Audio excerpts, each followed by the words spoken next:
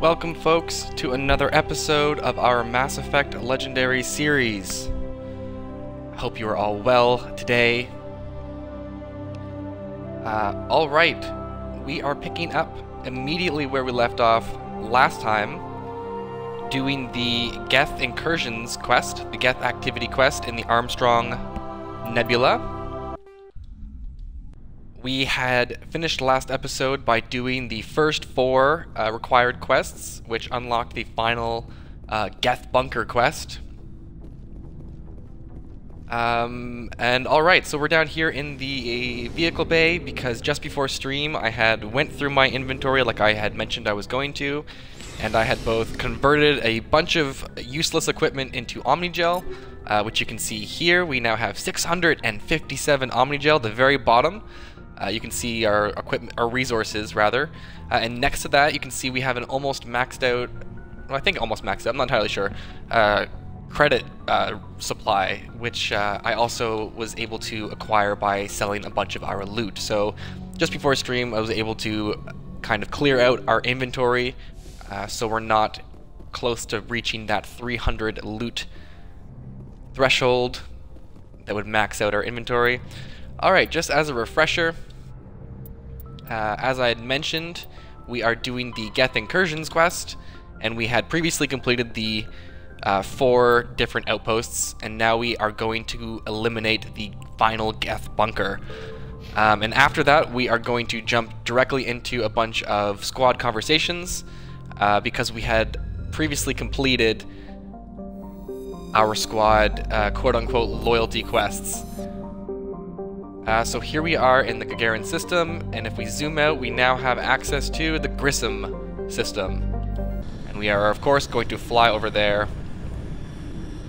and commence our fight against the Geth. Or I should say, end our fight against the Geth. Let's see if we can find anything in the asteroid belts. Always gotta search. Don't see anything. Now to check the outer belt.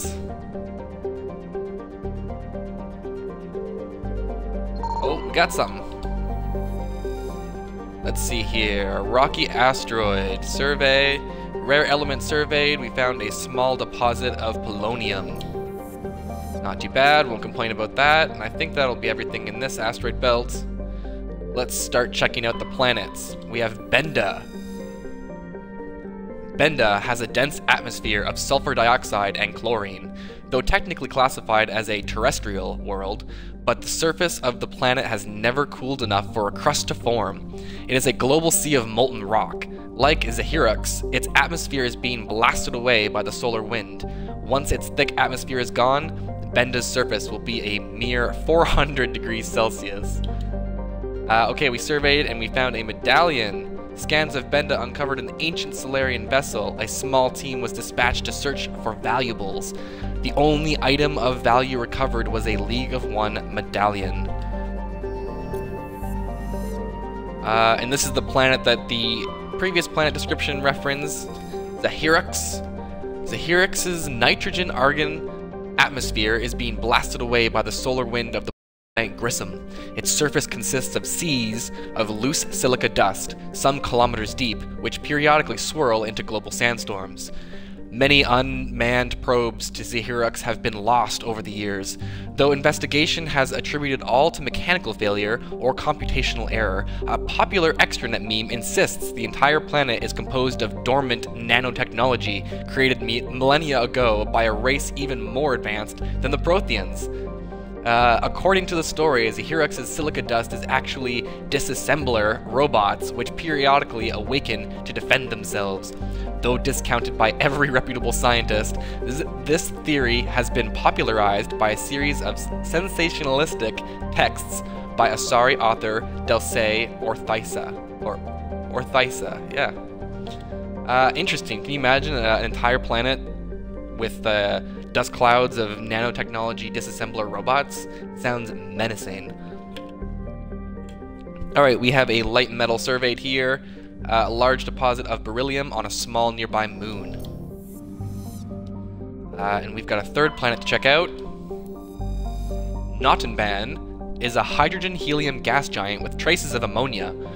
Molecular nitrogen is present in the highest levels of the atmosphere, giving the planet its odd violet tint, which we can of course see here. The upper levels of Notaban's atmosphere are inhabited by shoals of tiny ammonia-based life forms, no larger or more complex than the plankton of Earth's oceans. Held aloft by air pressure and wind, these bioluminescent creatures constantly flee from the approach of the Terminator. Should they be exposed to the light and heat of Grissom, they die. Of course, the Terminator of the planet, not Terminator as in, you know, I'll be back Terminator. And then we have a moon here, Solcrum, which is where we're headed. Warning, level 1 heat hazard. Solcrum is the largest moon of the gas giant Notamban. It has a trace atmosphere of krypton and xenon. The crust is composed of various metals with deposits of sodium. As with every body in the solar system, the surface is scorching hot and thoroughly irradiated by the blue giant Grissom. Surface excursions without proper protective gear are certain to prove fatal. On approach to Notaban, Normandy's passive sensors array intercepted a fragmentary coded transmission from the surface of Solcrum. Attempts to decrypt the message were fruitless. It does not appear to be any software coding language used by the Citadel races. Ooh, that's ominous. Well, we of course know there is a Geth bunker on this moon, and we are going to go clear it out. Naturally, we're going to bring Tali, because this is the last quest in her series of quests here. But let's also bring out Rex for a bit of crowd control with biotics, and to even out our current squad strength between biotic tech and combat.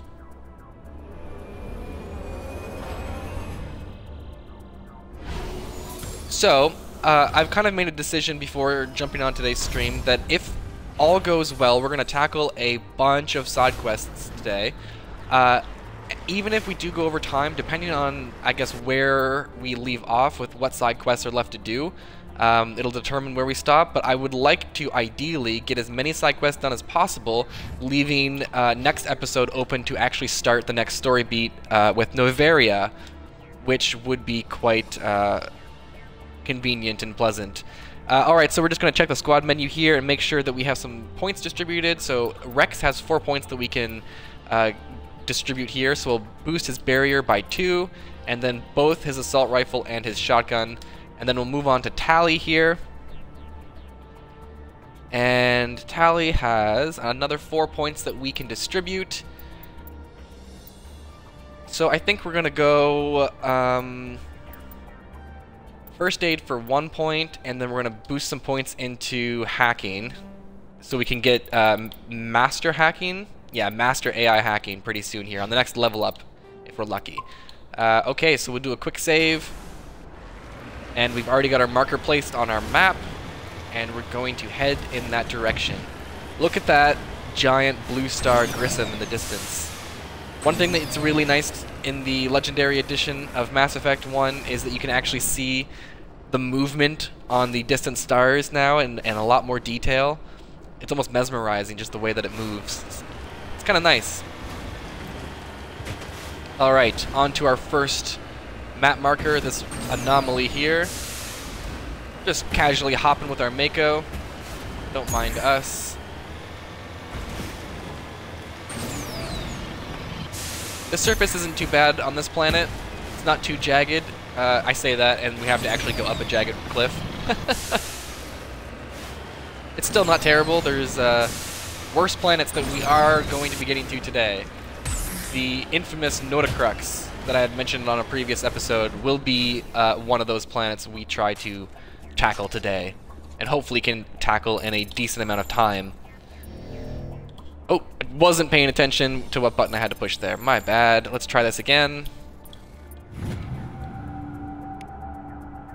Matriarch's writings recovered. There are several artifacts stored here, all worthless except for one of Matriarch Dillinaga's writings.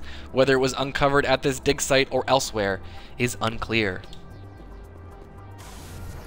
Alright, that is going to prompt a save from us, because after every objective it is worth saving, even the debris. Just gonna jump off this mountain we climbed up. Well, that was as graceful as the Mako has ever been.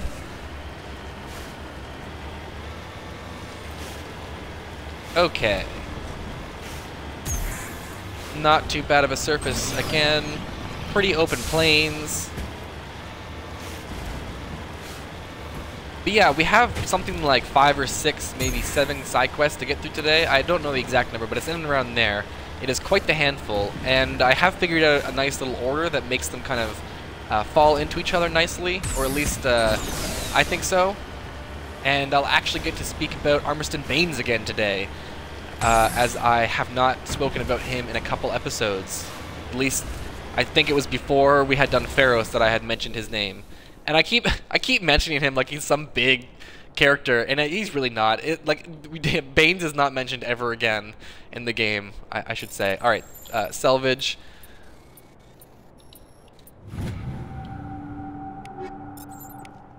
Yeah, no, don't go thinking that Baines is some special character that we're even gonna meet, because again, Baines is dead. Kahoku said it himself. Speaking of Kahoku, we are going to follow up on Kahoku's request to check out that Cerberus facility, or the group calling themselves Cerberus. We're going to go investigate that. But of course, that'll be after we finish this Geth-related incursion.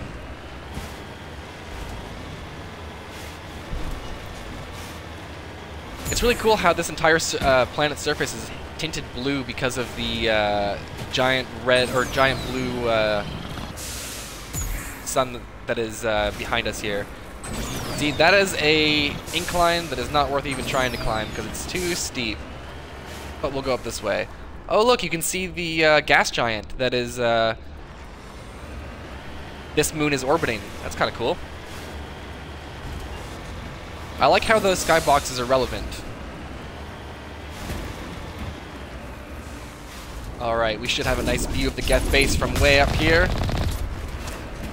But the Geth also have a nice view of us.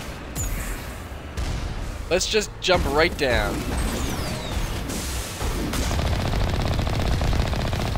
Charge full steam ahead.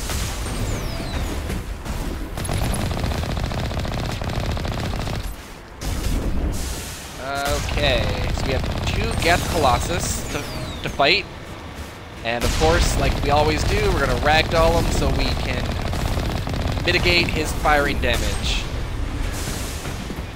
So even just taking him out so we can focus on the Geth rocket trooper here would be beneficial for a little bit. Take him out again. Well, now he's right on top of us. This is getting awkward, buddy. Come on now. Thank you.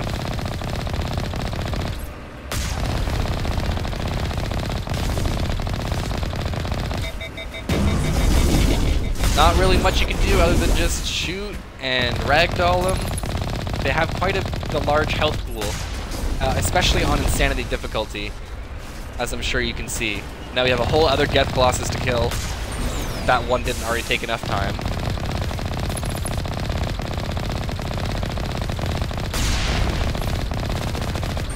You're always free to, again, jump out and tackle it manually. Use things like sabotage and your biotics to take it out. Or get back in the Mako, do some more damage to it, knock it down, mix it up a little, you know? Have fun with it.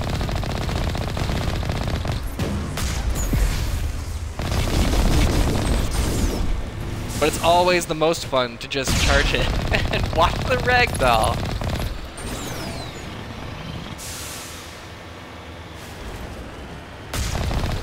It is cool that we have the star in the background there. Seeing Grissom as a backdrop for the fight's pretty kind of neat. Yeah. All right, we've got a bunker to go explore now. We should be able to save before we go in, just in case we do meet our doom in here, which I'm trying to avoid. You know, we're gonna play it smart. I don't know why I have a sniper equipped. That's a little weird. All right, let's see what we got here. Tally on shotgun, Rex on his assault rifle, and we're also going to use a shotgun ourselves. Let's see if we can't. Whoa! Let's see if we can't get one of these Geth hacked. help us out here. Okay, so we have a couple destroyers. Oh, I think we can hack a stalker. Let's try that.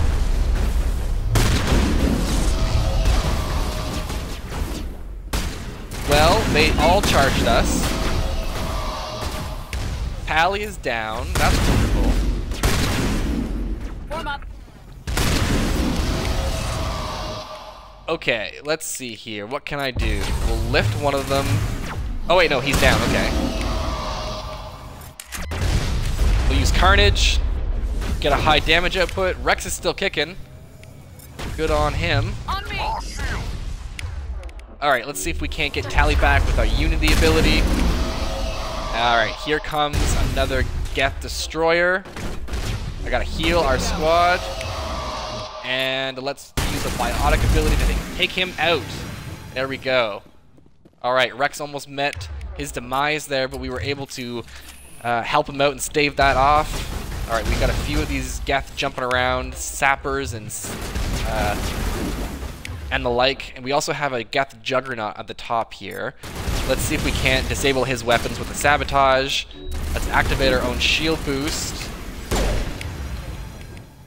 We also have this Sapper to deal with. Alright, let's see what we can do here.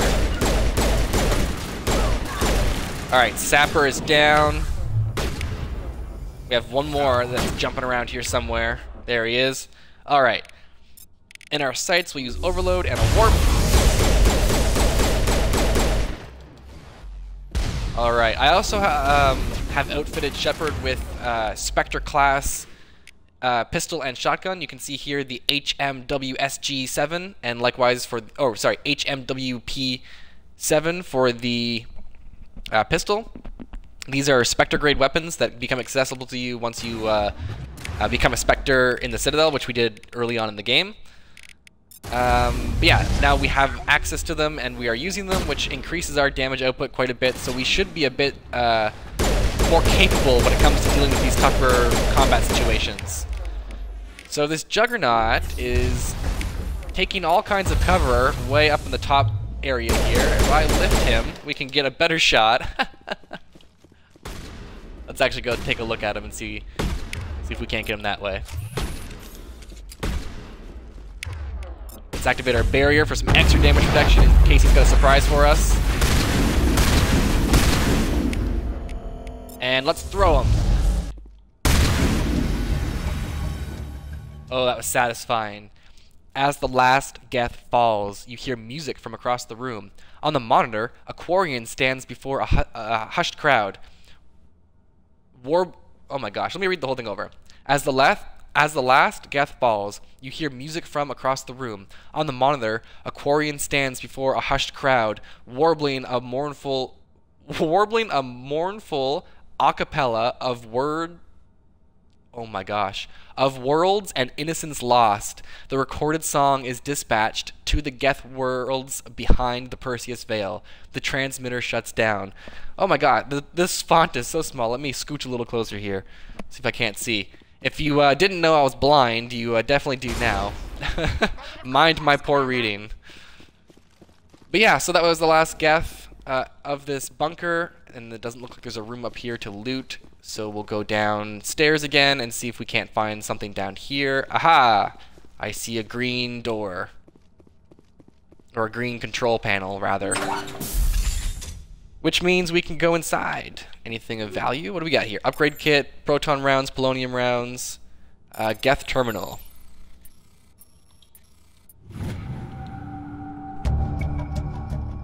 You discover a number of encrypted Geth data files. In the proper hands, they could reveal much about the evolution of the Geth since the banishment of the Quarians. Download data. So if you haven't caught on by now, that is the data that is of value to Tally. So that is why we are going to go speak to the squad next, because even in our journal it says Tally and the Geth. Speak to Tally as our next quest objective. Or at least one of our next side objectives.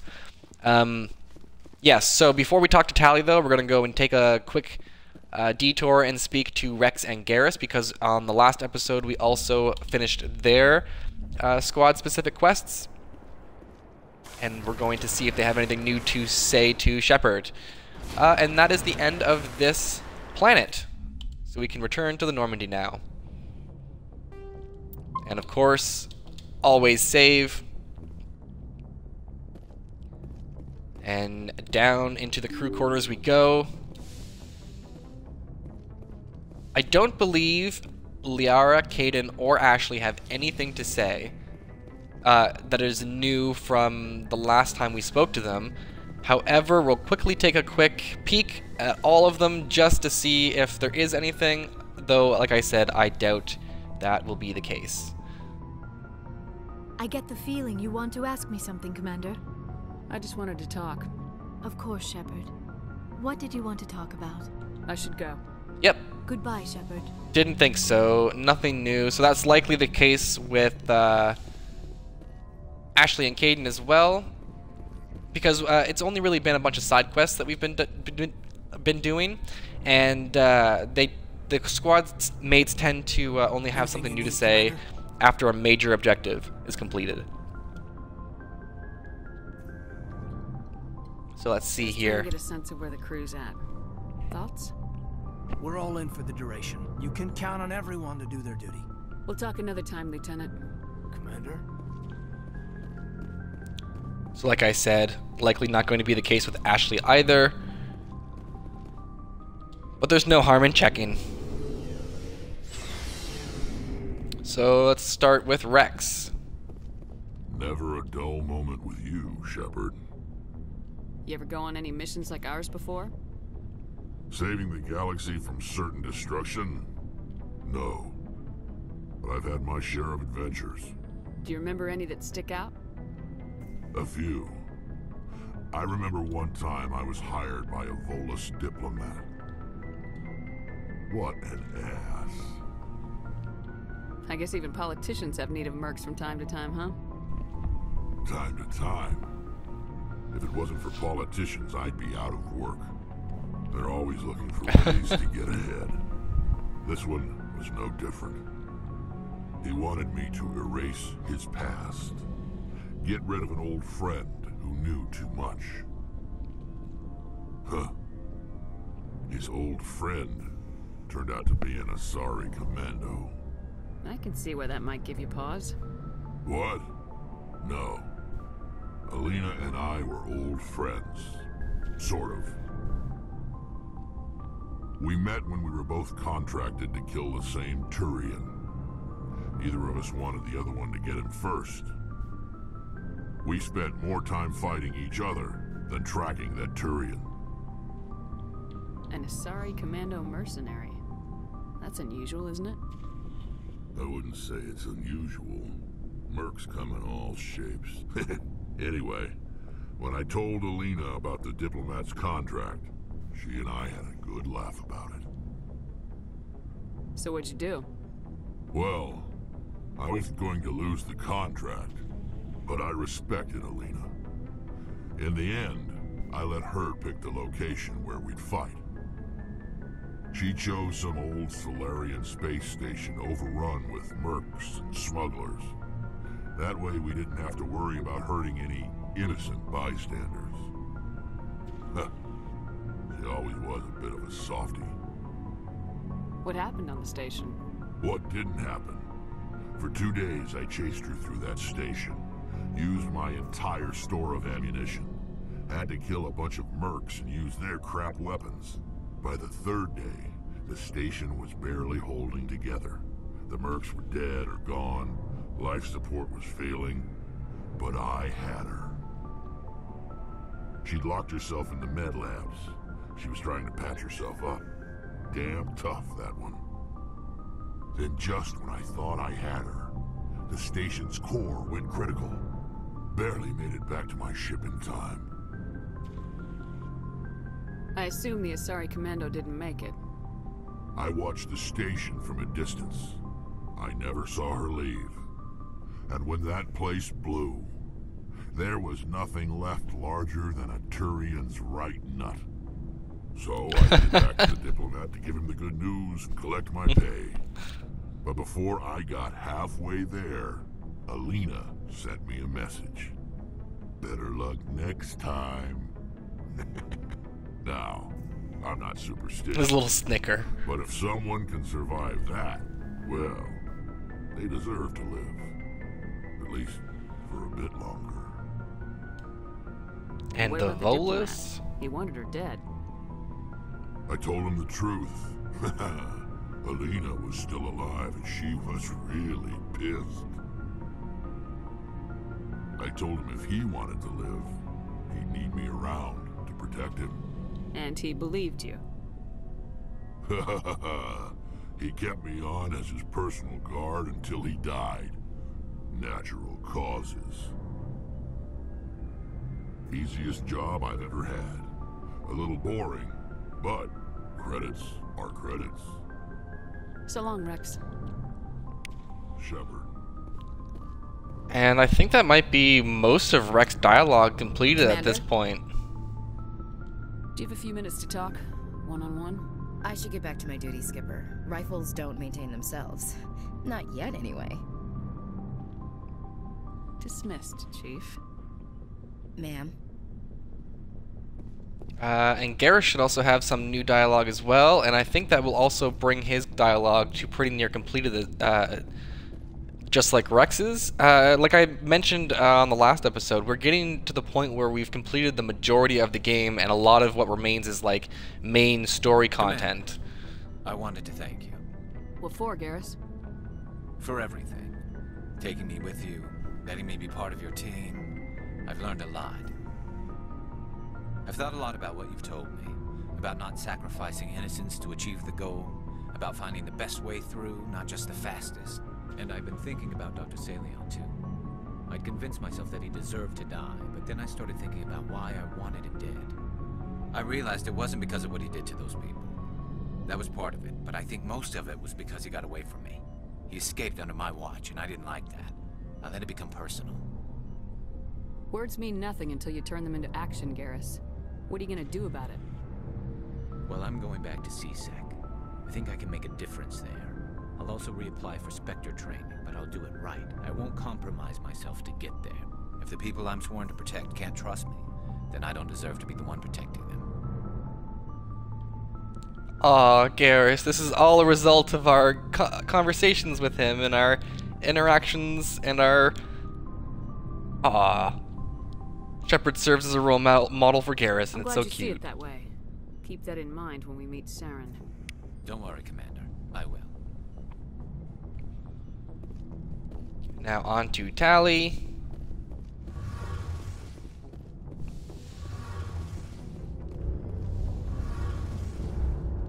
Shepard, I need to talk to you. It's important. Is something wrong? You know the data you took from those Geth control nodes? The information you uploaded to Alliance Control? I want a copy of it.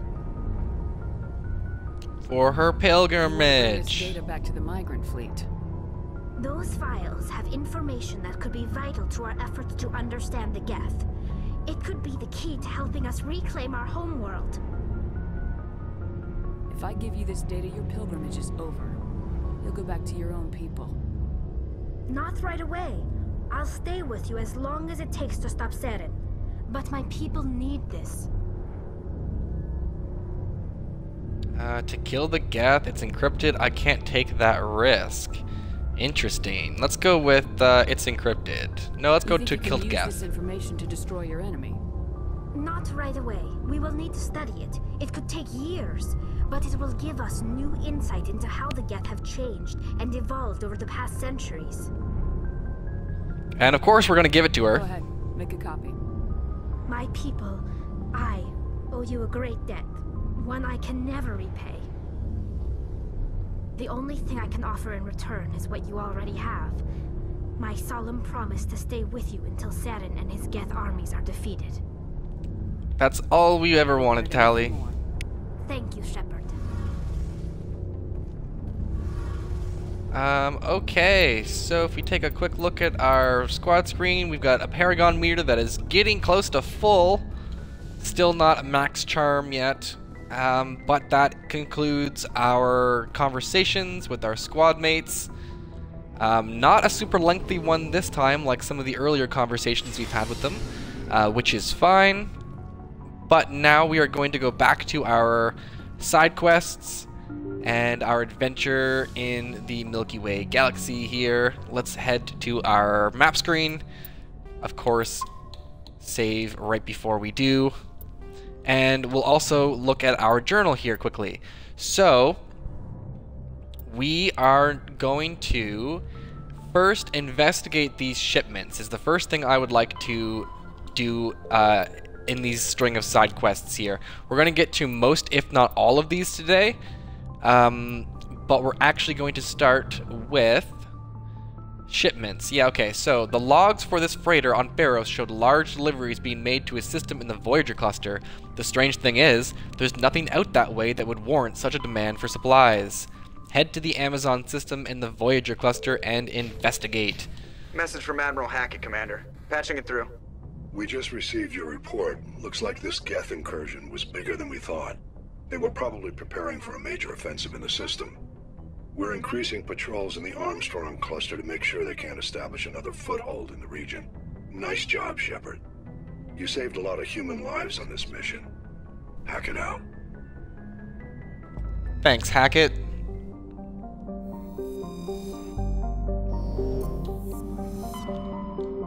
So ends our struggle with the Geth. In this moment, at least. Alright, so we are headed to, I think it's the Voyager cluster is what was mentioned. Yes, so Voyager, and we are heading to the Amazon cluster.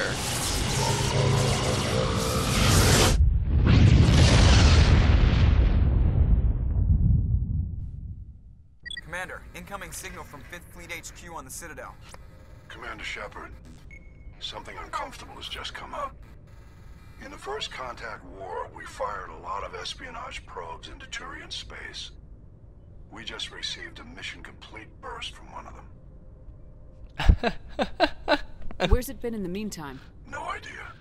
Lost in transit. These probes were built in a hurry after First Contact. What makes this uncomfortable? When these probes were launched, we didn't have any idea who we were fighting. We didn't want to risk aliens examining our technology. The probe has a demo nuke built in. A 20-kiloton tactical fusion warhead. About equal to the bomb dropped on Hiroshima back in the 20th. If somebody finds that lovely. probe, tampers with it. You don't need me to finish, Commander. I understand this must be handled, but I don't have anyone trained to deal with this sort of thing, sir. I know. I wouldn't ask if it wasn't important. These probes have been classified for 26 years. The Council will call fusion bomb booby traps dangerous and irresponsible. The Alliance would face censure if they find this probe. I'm asking you because the Normandy can get on site quickly and quietly. It's in the Voyager cluster. So think about where the local cluster is on the galaxy map, and think about where we just wound up in the Voyager cluster. It's in the Voyager cluster. That's the opposite side of the Alliance from Turian space. How did it get there? I don't know. It's possible someone recovered it safely and brought it there. It's also possible it got very badly lost. It could have been wandering the relay network since the war. Of course, we'll handle get on it. Immediately, Admiral, and we'll be discreet. I appreciate that, Commander. Good luck. Fifth Fleet out.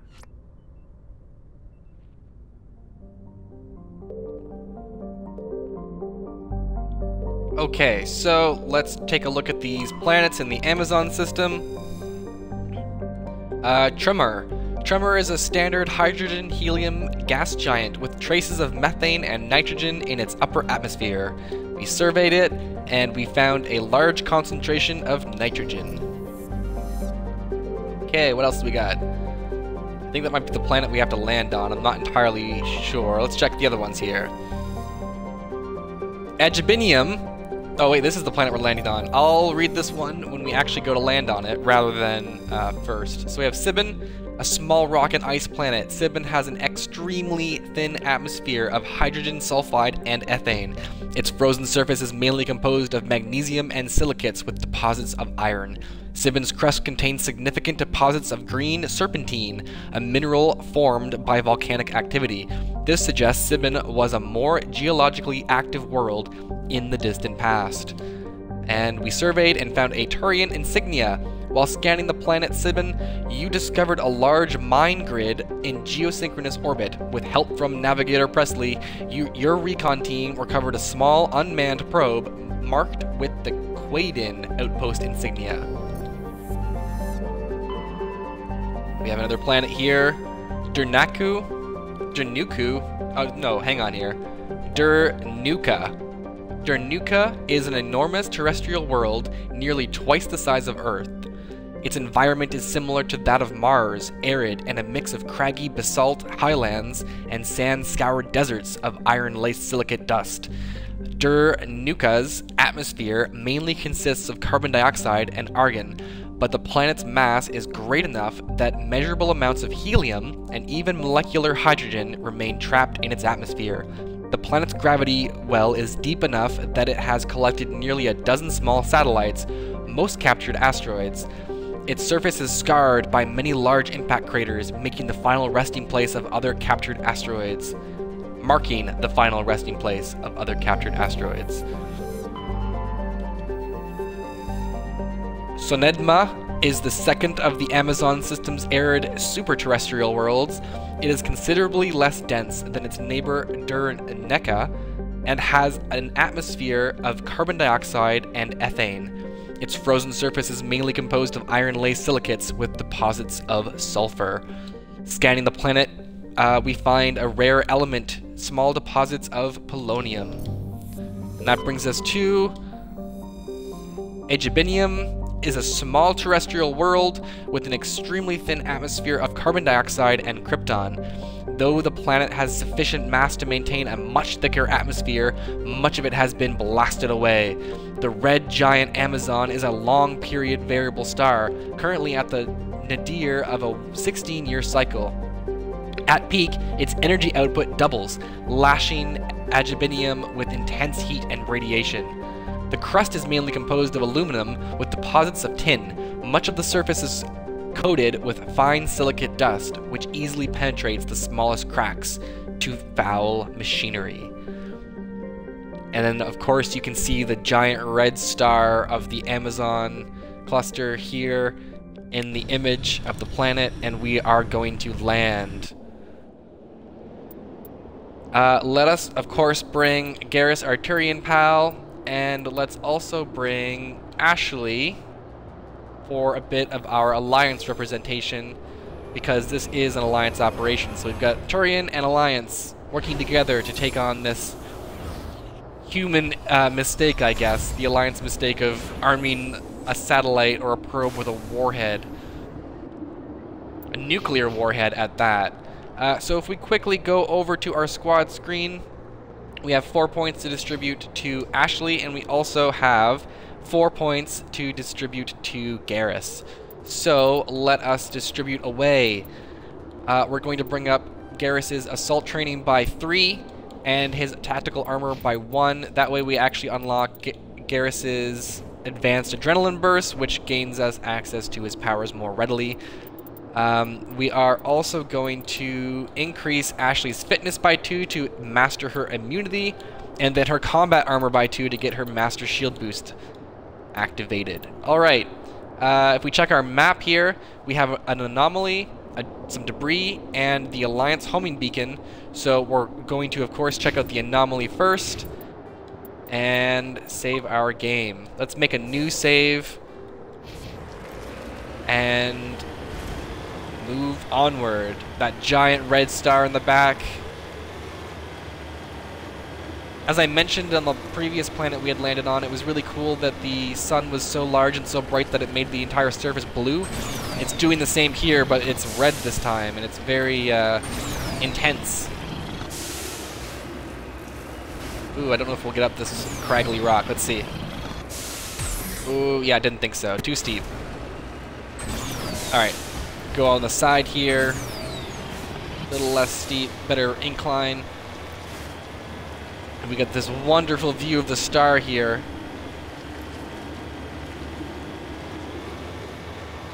It's one thing that you can't get in the other games as much. Well, I guess, no, I shouldn't say that. The other games do have beautiful skyboxes and vistas as well, but Mass Effect 1 really kind of focuses on the planets in the skyboxes, and they're quite pretty.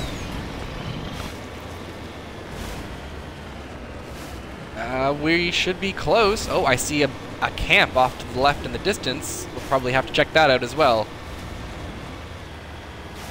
First things first, though, this anomaly on our map.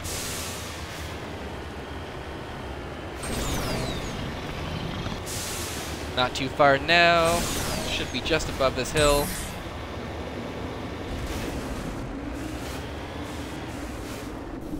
And it looks like we have a mummified corpse here. Scavenger corpse. Let's find out what we have to recover.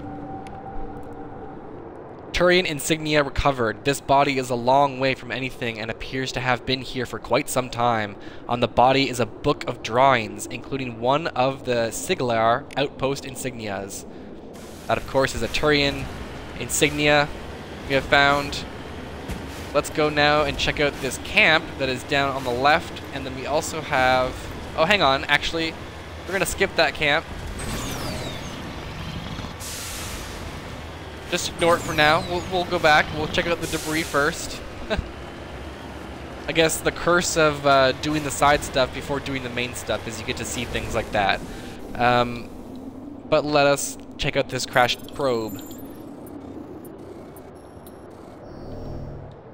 Of course I failed the bypass. Oh my god, let's just use some Omni Gel. Not doing that a third time. Alright. And now we have the last destination, the Alliance signal.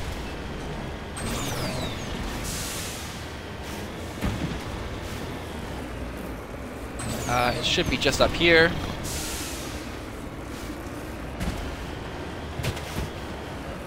Let's see if we can get up here without taking too much time. It is rather steep. Let's see. Oh, alright, we got it.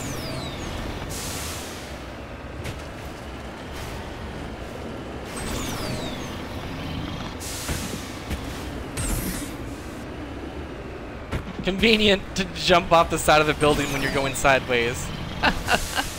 Thank God the Mako can take a beating. Alright, so we have a tunnel now to investigate. Let us save before we enter. Might as well draw our weapons. Who knows what we'll find. Mine shaft. That's the source of the signal. Suspicious. Yeah, this thing didn't crash. Somebody moved it here.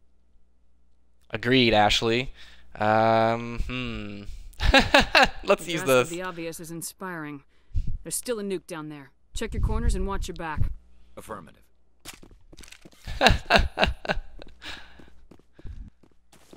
Renegade options are always quite funny. Okay, let's see. No enemies on the radar. No loot, to Simon says.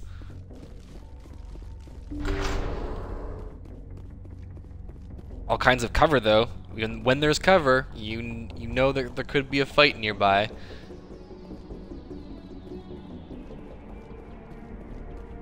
So far, no loot either. Not bad, not bad. And of course, we've seen this room a million times at this point. Let's go down this tunnel. We have a little X on our radar. This is where we're supposed to be going. Oh, we found it. Oh! Shepard, at last.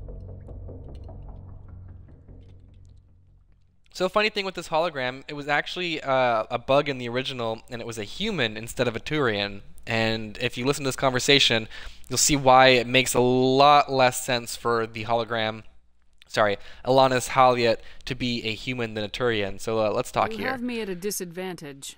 My name is Ilanos Halyat. I doubt you know it. Who do you think runs the Terminus clan, Shepard, huh? Thousands of pirates, slavers, criminals of every stripe? I don't study the internal politics of pirate bands.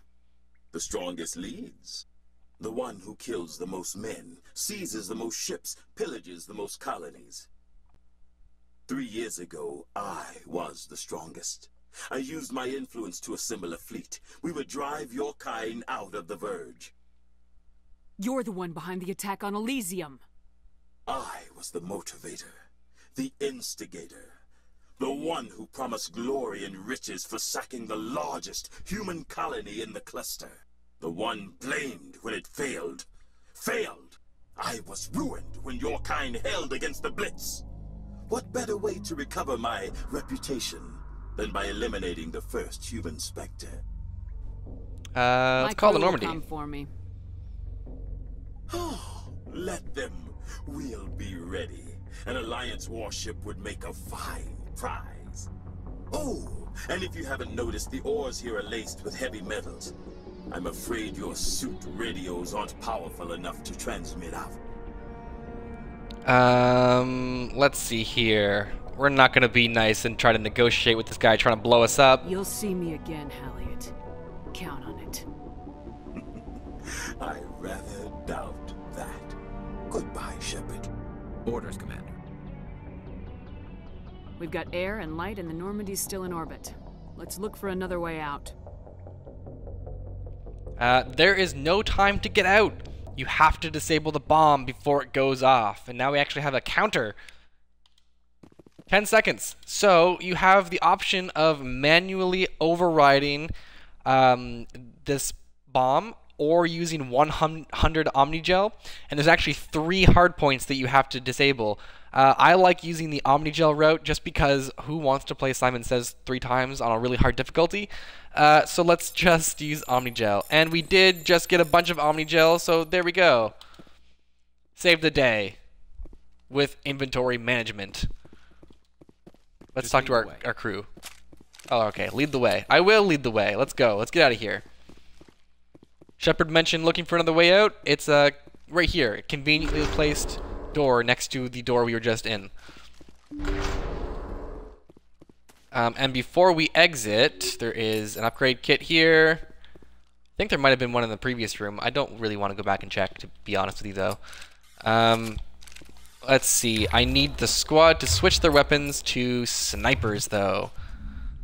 One of the benefits of having both Ashley and Garrus out at the same time is they both have access to sniper rifles. And you can see here we've now came out of the side of a mountain. And if we look down the mountainside, there is the camp that we had saw previously, and they even have our Mako. And this is why I chose Ashley and Garrus, because of their snipers, because these enemies are at quite a distance right now. So let's activate our barrier and run down and start the fight to reclaim the Mako.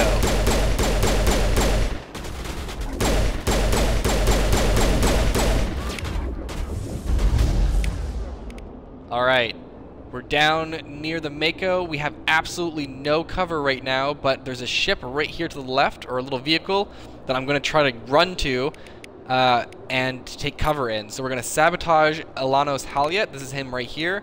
And we're also going to lift him to mitigate some of our damage. Our barrier is still protecting us, so we're good. There it goes now, though. And now we have our shield boost active. But we need to get rid of these pirates shooting at us, or at the very least damage them so that we can take some cover here.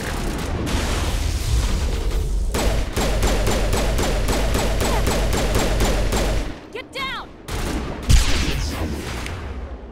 Okay, we got a grenade. I'll use Adrenaline Burst so I can start using my biotics again. Alright, let's get rid of him. Let's get rid of him. Now we can actually, if you want, run to the Mako at this point. And use the Mako as a means of offensive capabilities.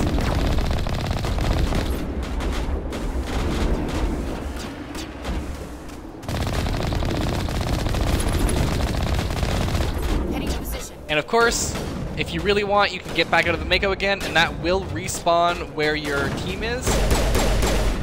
Oh, look at that. They're just glitching out and hopping up and down. That's hilarious. Let's actually go back in the Mako, because they're not really doing anything. This game is old. So this is Alanos. Heliot, let's actually get him ourselves. Let's not do it in the Mako. This is more personal.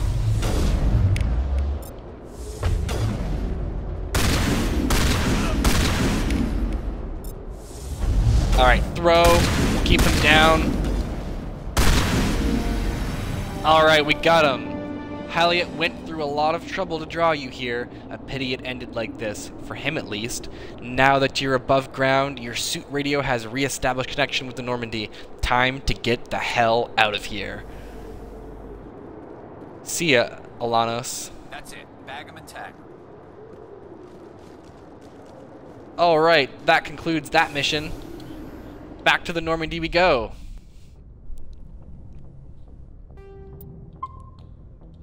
And we're gonna quickly save. We'll check our journal here. Oh, we've actually completed the first section of the minerals collection quest. We've found all our gases, and I did, I think, correctly predict that we would find the minerals first.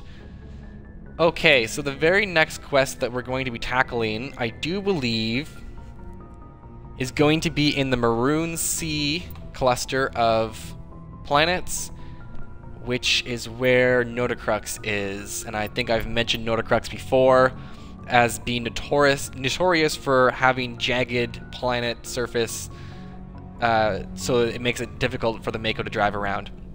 So this is the associated quest here, Investigate Facility. You found a confidential transmission while on Pharos. It's unclear exactly what's going on, but it appears Exogeny sent some kind of sample to a research facility on Notacrux. So, let us head to... Actually, I didn't even read to where it was. Hang on. Notacrux is located in the Vostok system of the Maroon Sea cluster. Head there and find out what is going on. So I think I at least found, or at least remembered it was in the Maroon Sea. But I think the Maroon Sea has a few different places in it. Yeah, it has 3 different systems. Okay. Matano, Caspian, and Vostok. So this is where we're going first. And remember, we found this quest while investigating the Exogeny facility on Pharos. So that is how we came about this quest. Of course, we're going to investigate the asteroid belt. Here we go. Heavy metal surveyed, a large deposit of palladium. And let's start taking a look at these planets. Ptaton, a rather small hydrogen-helium gas giant, Ptaton's atmosphere contains large quantities of chlorine. Surveying the planet, we find Matriarch's writings. Scans of Ptaton revealed a strange unmanned vessel in orbit around the planet. Tali brought it on board and determined it was Asari-made, but very old. She discovered several ancient artifacts inside the vessel, including one of Matriarch Dillinaga's writings. Okay, this is Notacrux, so we'll check that out in a minute. Clomarthu has a reducing atmosphere of methane and nitrogen. The surface is hot and mainly composed of sodium, with deposits of uranium. In terms of size and orbit, Clomarthu is a virtual twin of Earth, but utterly lacks life. Interesting, a virtual twin of Earth with no life. We also have Alco here. The geological properties of Alco have been scanned from orbit, but little else is known about it. A fairly typical mix outer system terrestrial of rock and ice, Alco has a trace atmosphere of krypton and xenon. Its crust is composed of silicates and water ice with deposits of aluminum. Unregistered starship traffic has been recorded in the vicinity of this planet. Travel is not advised. And that brings us to Looks like we've got an active Notacrux. distress beacon on the planet below, Commander. No message, just a locator signal.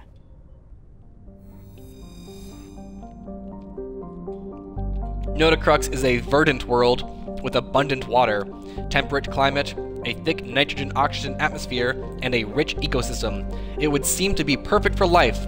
The relatively high percentage of oxygen makes humans feel energized and alive, though it has also allowed insect analogs to grow to frightful sizes.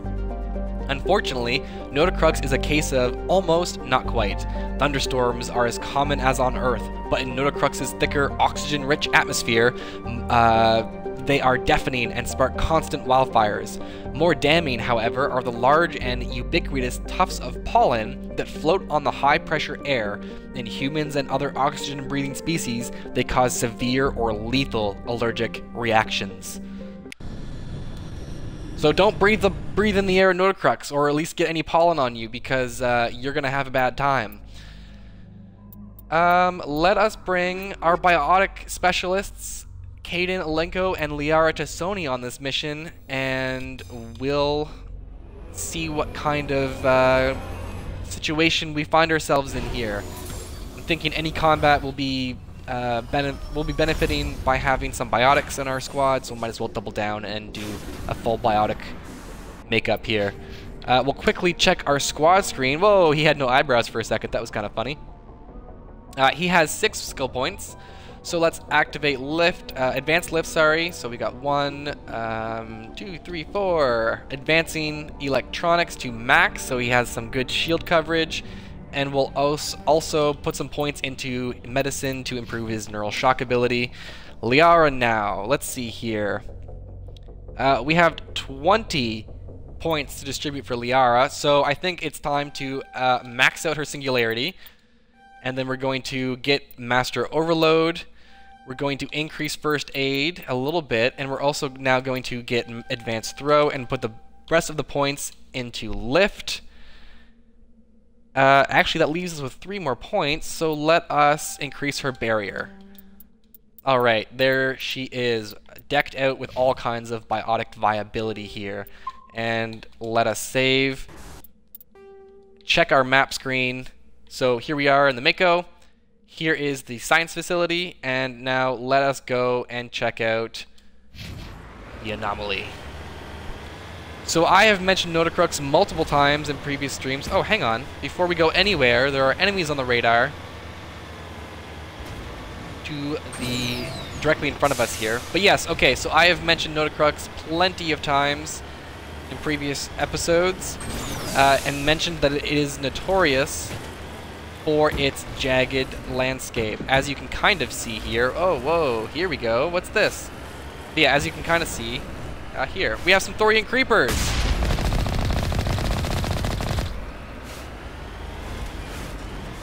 Alright, biotics will actually take these guys out pretty nicely if we do a singularity on some of them. Where is Liara? Liara singularity.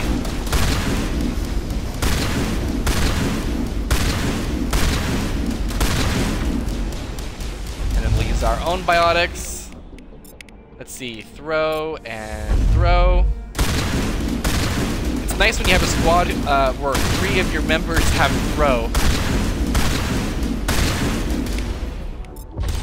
And then lift. But yeah, biotics take out Thorian creepers pretty easily. But interesting, eh? Thorian creepers on Notocrux. Wonder what's going on here. We've got more enemies actually on screen. A little ways up here. A facility, or at least a little building. Let's see if we can take some of these Thorian creepers out with the Mako. He's just flying. We'll throw that one, we'll throw that one, and we'll throw that one. All 3 of them simultaneously being thrown.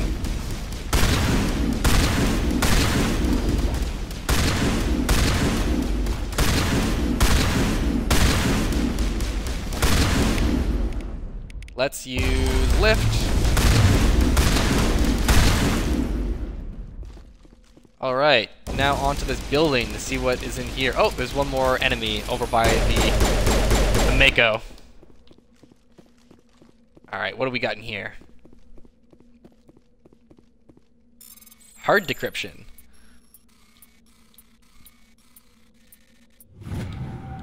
That means a little longer game of Simon Says. Alright, we got some armor for Krogan in there.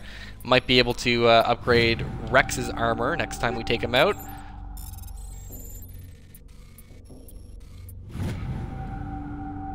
Let's see what else we got. Just some more weapons and mods and so on and so forth. I don't think there was anything else in here, actually. No, just the loot. Okay. We did kill some enemies and get some loot, though. Oh, and there is a mineral up here. So let's go check out the mineral. And then we'll save the game. That way we don't have to backtrack any of this. Now, here's some of Notacrux's notoriously deceivingly steep incline surfaces here. You can get up that, but it isn't always clear what you can get up. Alright, let's see. We can make it. Oh, we just did. Alright. Alright, we'll be very careful here because that is a very steep drop. And our minerals are likely at the bottom, to be honest with you. Here we go. Yep, there we go. Right down the bottom.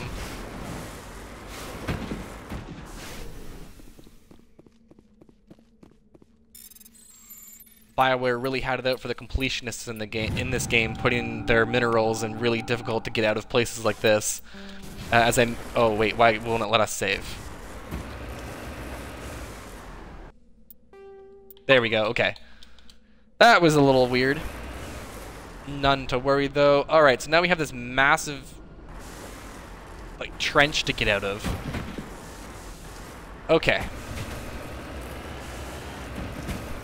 Let's try to go this way.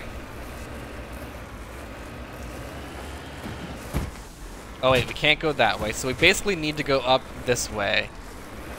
It's the only way through. I see a little bit of a incline that looks reasonable.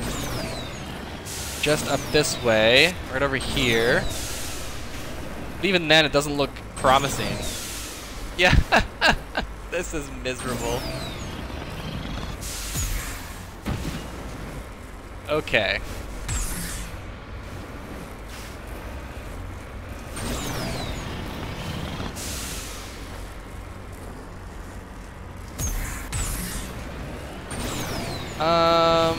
There's a spot right here. Let's go up here. There seems to be a gap in the rock, so it's not so high up. Aha, here we go. This is what we want. Stairs, if you will. Stairs up the mountainside. Oh, but you want to be careful not to fall in that big hole. This is like the only way up too, I think.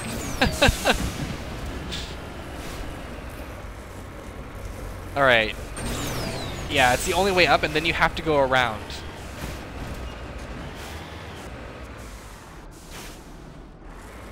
Yeah, okay, so you want to go this way.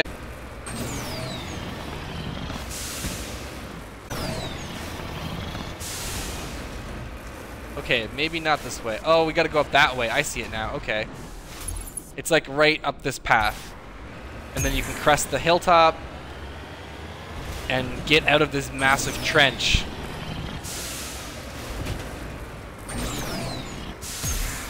Or not. We can go around it though.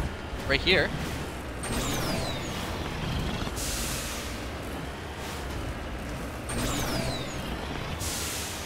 And then this should bring us up to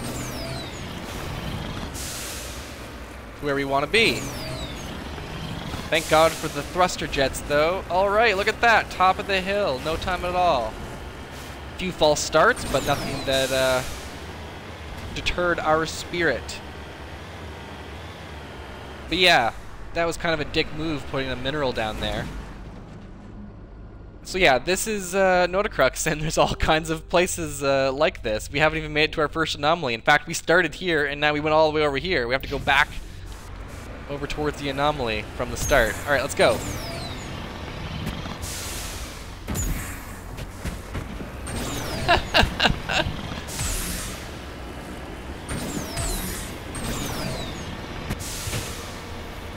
Just tumbling down the side of a mountain, no big deal.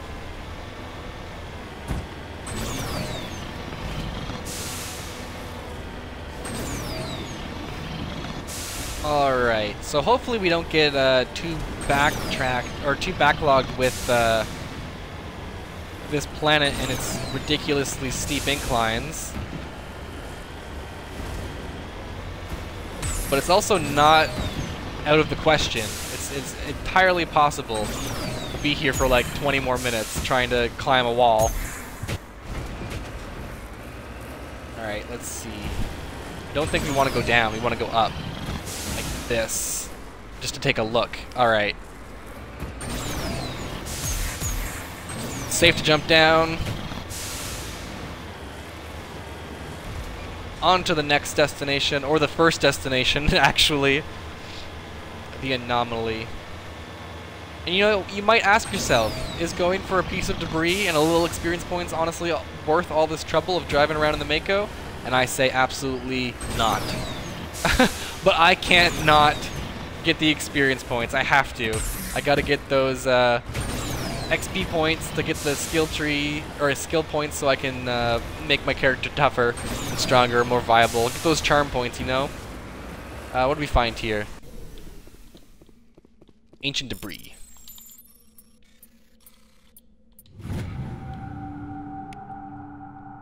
Turian insignia recovered. This escape pod is half buried in material that has washed down from the mountains. Though it has obviously been here for centuries, the computer still has power. Linking in with your hardsuit, you recover a batch of files containing data on the Thracia colony. I wonder how far along we are into that quest. Let's quickly take a look. Turian insignias, we have 10 out of 13, 6 out of 10 Asari writings, 7 out of 10 League medallions, 2 out of 3 Solarian ID tags, 12 out of 20 rare earths, 11 out of 20 light metals, 15 out of 20 heavy metals, and 5 out of 7 Prothean discs. We'll save here, and we'll mark the debris now on our map.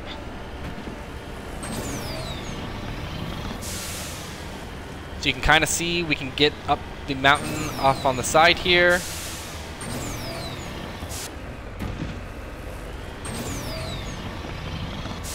Aside from that one place where the metals were, or the minerals were, we haven't really encountered any too hard to climb places. I say as we go up this little steep bit here. You just gotta keep spamming those thruster jets, really. Okay, a very jagged piece of rock. Let's try to climb the side of this mountain and go across the side so we can land on this green patch here. Alright, we did it. So the debris should be down this way.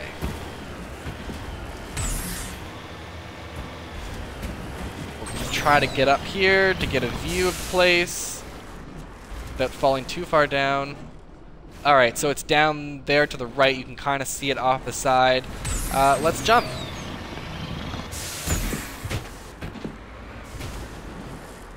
Oh, we have some nice little critters here.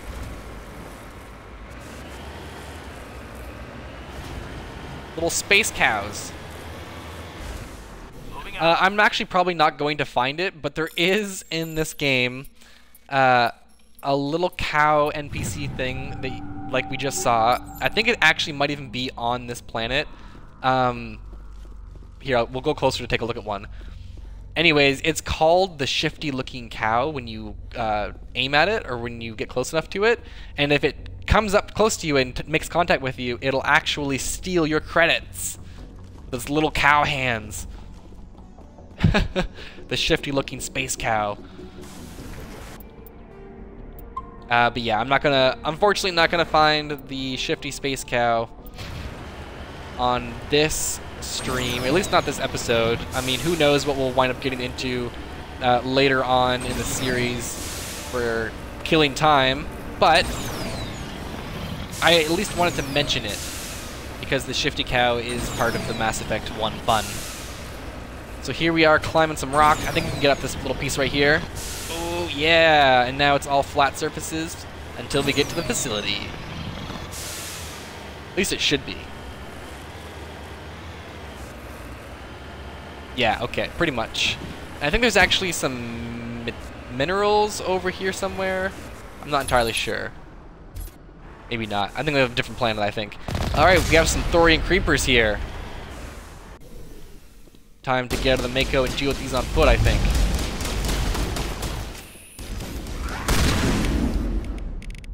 Oh, I hear one off to the side of us.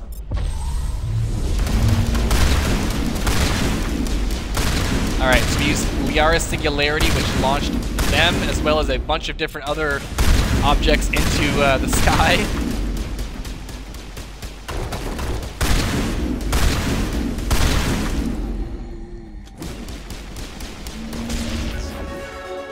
See ya, Thorian. Alright, so we leveled up. Let's quickly check to see if we have more charm options. We do not. That's okay. Let's go into the facility now. Alright. We'll quickly save in case anything happens. Get that creepy, otherworldly music in the background. It's one of my favorite tracks, honestly, in Mass Effect 1. It's just, it really intensifies the eeriness. Oh, we've seen this before. Intriguing.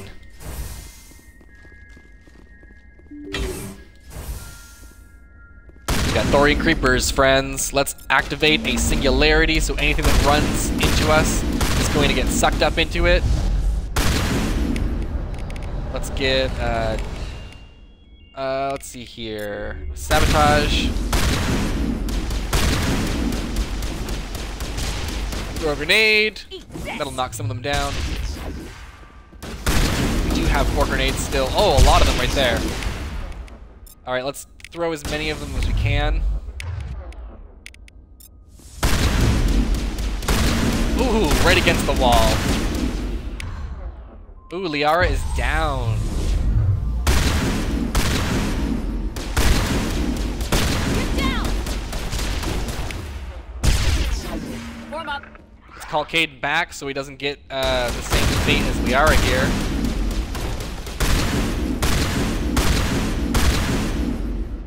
Alright, lots of creepers left still. Come on, Caden. Let's tell him to take some cover. Let's warp one of these guys. We'll neural shock another one. That completely incapacitates them for a little bit. Let's use an adrenaline burst ability so we can use our biotics again. And we'll also use a lift from Caden as well, so both of these creepers get lifted into the air.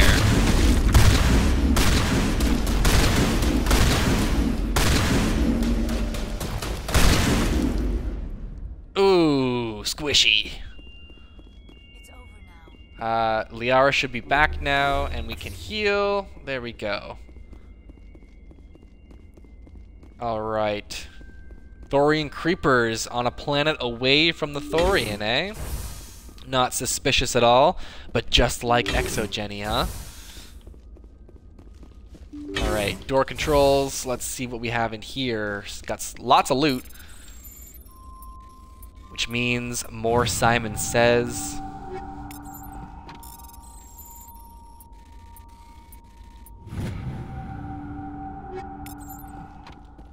And I think that might be it for this room. We have all kinds of these pods.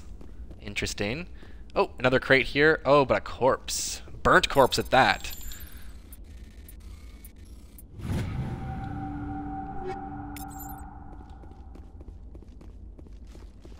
Alright, now onto this door.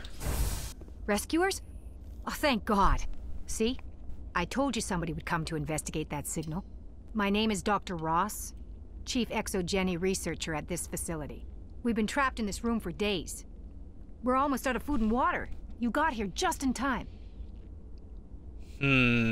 Not so fast. First, you're gonna tell me why this place is overrun with Thorian creepers. How do you know about the Thorian? I know what Exogeny was up to. I saw what they let the Thorian do to those colonists, so I destroyed it. Our secret's out then. No point in my lying. You already know the worst.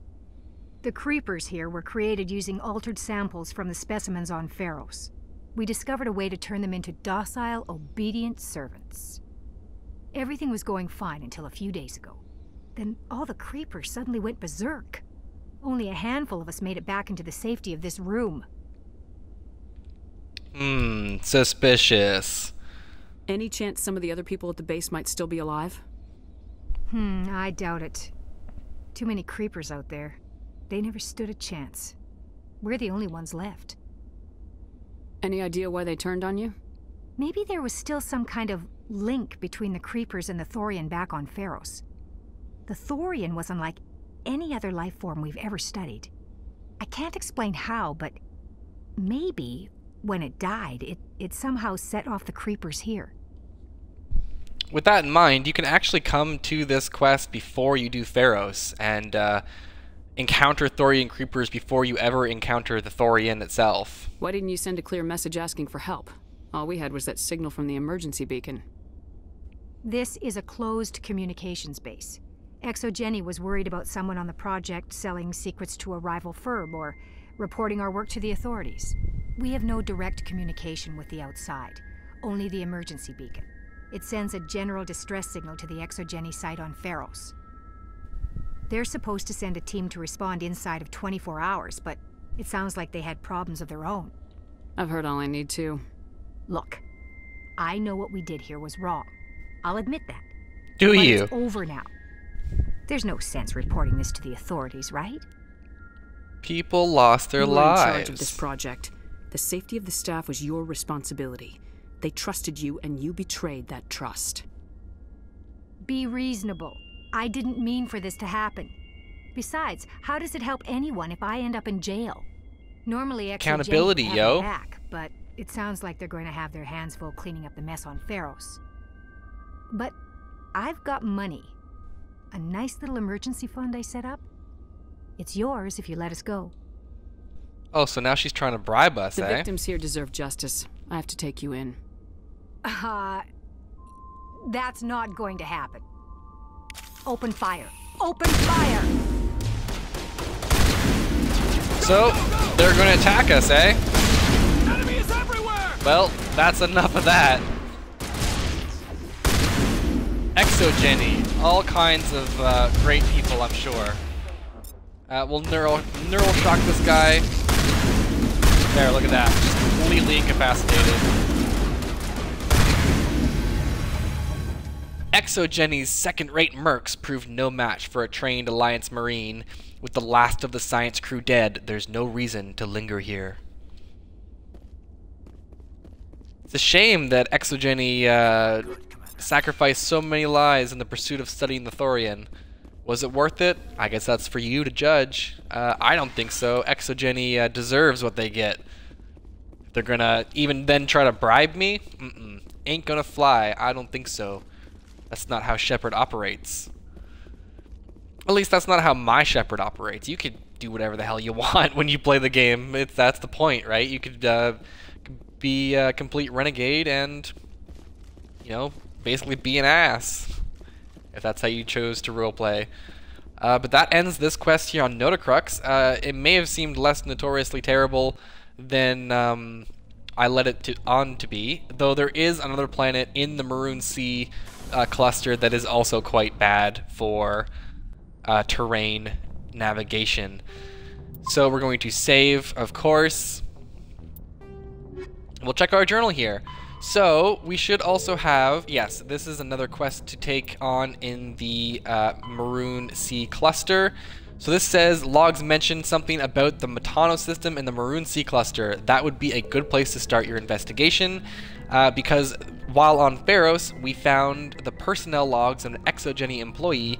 The doctor's notes seemed to express some concern about the samples they provided to a group he referred to only as Cerberus.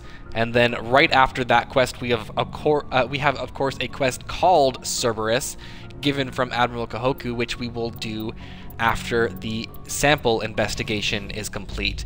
However, before we actually go to the Metano system, we are going to go to the third system here in the Maroon Sea cluster. So here's Metano. We're now going to go to the Caspian system for some planet reading. And there's actually a little side quest here that you can pick up. The MSB Cornucopia, which is exactly where our cursor is. You get this quest when you come here. I don't actually know if there's a way to get the quest any other way, aside from just exploring your map. And here we are in the Maroon Sea cluster. Might as well do it. So, Antida. Antida is a standard hydrogen-helium gas giant. Its atmosphere is darkened by traces of sodium. It is one of relatively few planets known with an orbital period of more than a millennium. Surveying the planet, we find a Turian insignia. Scans of Antida revealed a group of defunct turrets orbiting the planet. The recon team carefully retrieved one of the turrets and brought it on board. Tali dismantled the weapon and found it was marked with the Carthan outpost insignia. Onward to Almacrux. Almacrux has an atmosphere of methane and ethane. Despite its great distance from Caspian, the energetic young star heats the surface almost temperate levels. Thick ground fogs are common at the Terminator, where water ice, frozen during the long, dark side night, meets the warm air masses from the day side. The crust is mainly composed of copper with deposits of sodium.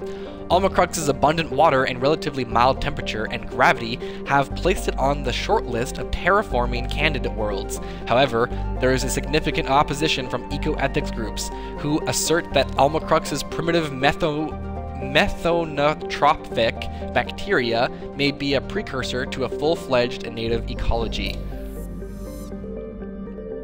Got some proto-life on that planet. Klotanka is a large but low-density terrestrial world with an atmosphere of nitrogen and carbon monoxide. Its crust is composed of sulfur and unremarkable silicates. Occasional deposits of heavy metals, usually the result of meteor strikes, dot the surface. High-speed winds, powered by the hot blue star Caspian, present a constant hazard. Atmospheric entry is hazardous, and EVAs are discouraged.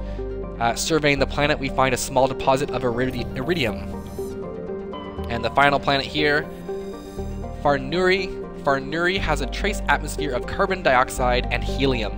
The surface is mainly composed of silica laced with iron oxides, indicating the world had an oxygenated atmosphere at some time in the past. Given the relative youth of the blue star Caspian and the significant gravity well on Farnuri, this must have occurred with astonishing swiftness, perhaps a result of some cataclysmic event. Further research is required. So we've surveyed a heavy metal here, and we found a large deposit of gold. And that brings us to our MSV Cornucopia. The Cornucopia is a Kowloon-class modular conveyor of human design. While obviously adrift, the Cornucopia is not broadcasting any distress call. Registry X Solar Shipping Sol. So it's from our local cluster. Let us bring along... I think we've had everyone out, so let's bring Rex and Garrus. A good mix of biotic and tech abilities between the two of them.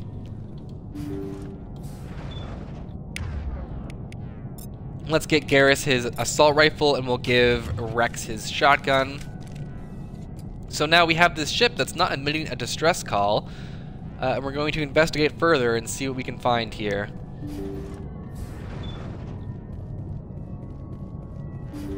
Very eerie, very quiet, almost too quiet.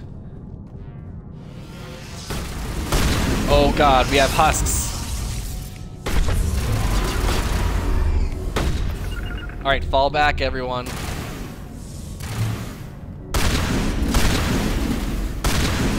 Okay. We have all kinds of husks. And it's the same thing as every time we fight husks. The ship's probably crawling. We keep our distance so they can't take out our shields. Okay. Cleared them out from this section. I think this is a dead end here. Oh no, we've got all kinds now. Alright, fall back, guys. Oh! I got hung up on like a wall or on Garrus or something there, and was too close, and the husks got me. Alright, so you want to keep your distance from the husks. Let's get the proper weapons equipped again. And let's take it slow and steady here.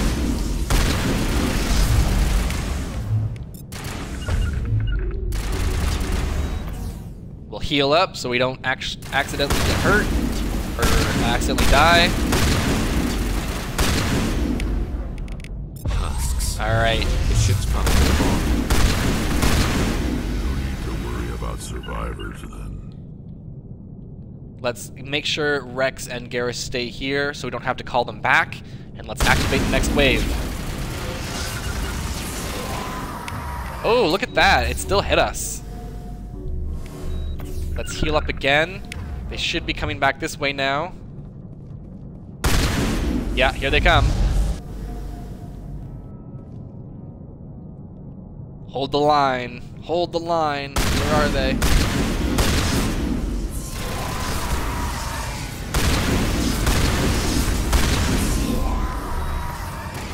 Ooh, they take out so much health.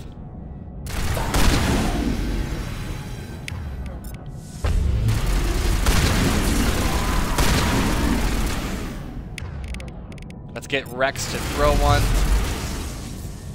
Okay.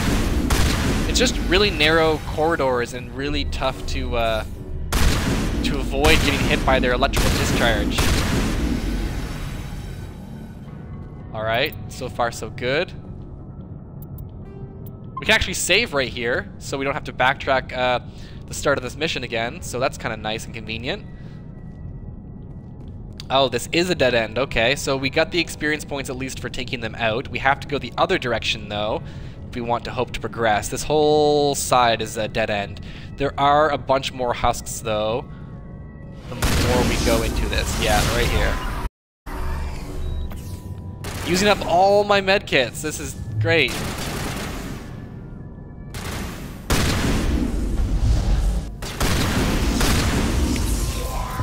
Alright, let's see what we can do here with our biotic abilities.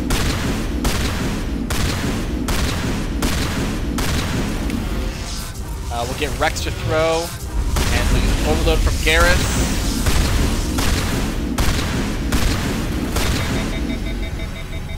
Ooh, overheating the weapon here. Let's use a Carnage. Oh, alright, took that husk out. Nice. What else do we got? We got another one right here. Let's use a Sabotage and a Warp. Fall back a little. Come on, guys. Don't get too far in there. You'll get one hit knocked out. Let's see. They're right around the corner.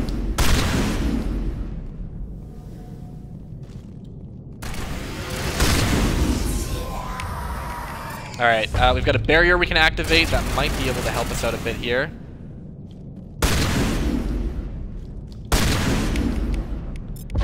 We'll lift. That way we can actually shoot him without worrying that he'll attack us. Alright.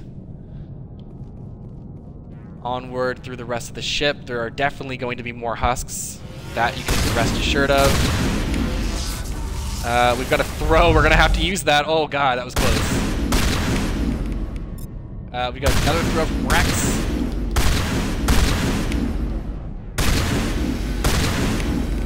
Let's see here. Come on, Rex, throw.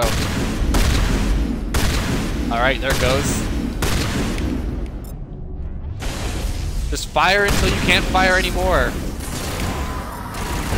Activate our barrier again, just in case. Get that extra bit of protection. Alright, here they all come. Use our adrenaline first to get our biotics back. Start throwing them and lifting them as need be. Alright, there's one down. Just another back here. Alright. Uh-oh, we've got all kinds of them again.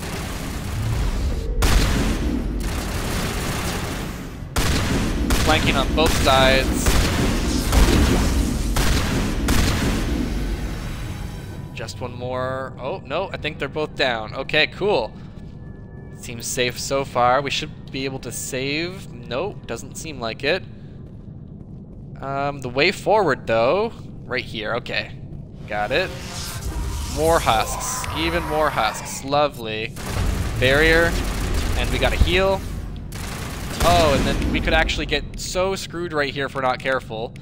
Let's get Rex to throw him. Let's ourselves throw that one. Oh, God.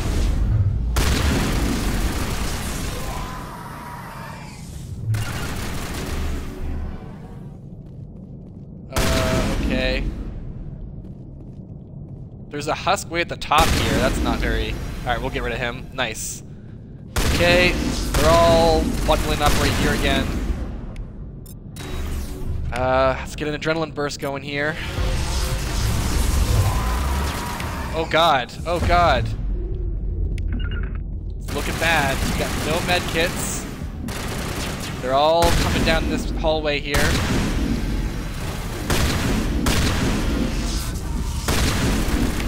Oh god, that was close. Alright. Let's throw that one. Let's get Rex to warp. Alright, alright. Activate a shield boost so we're not so damaged. There's still 2 more around here somewhere. Alright, there's one. Use an overload and a throw.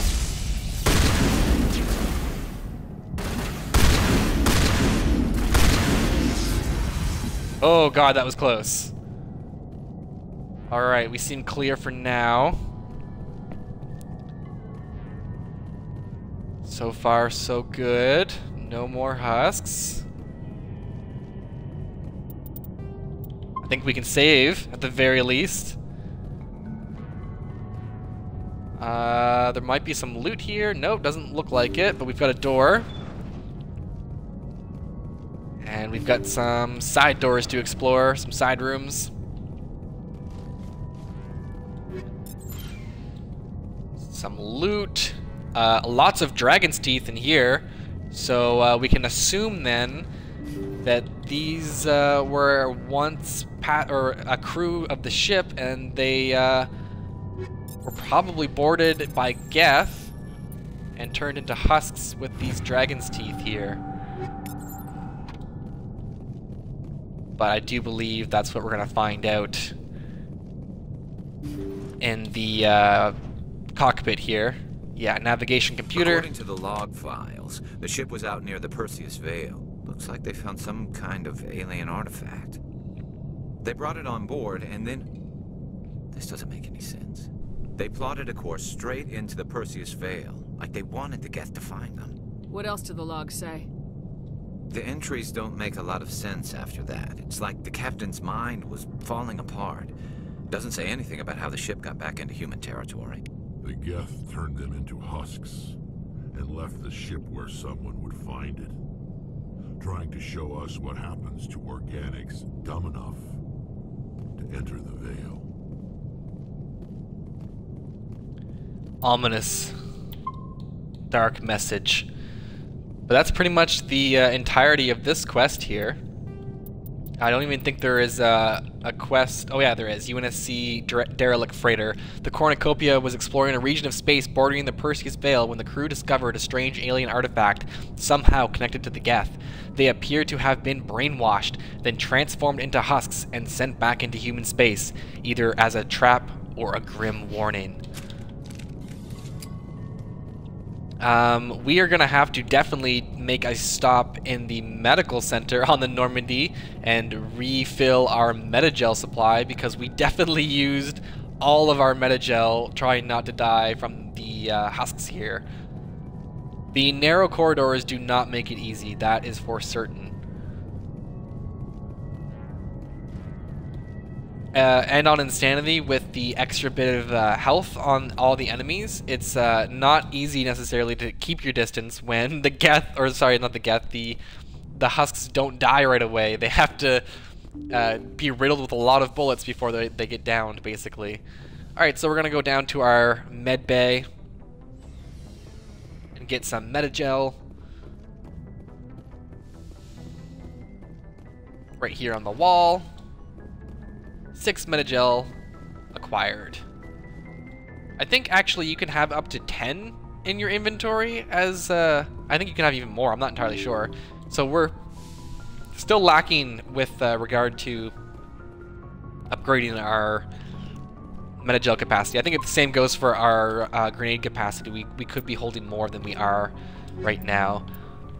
So we have now investigate samples. While on Feros, you found the personnel log of an Exogeny employee. The doctor notes seem to express some concern about samples they provided to a group he referred to only as Cerberus. I think that is my second time reading that.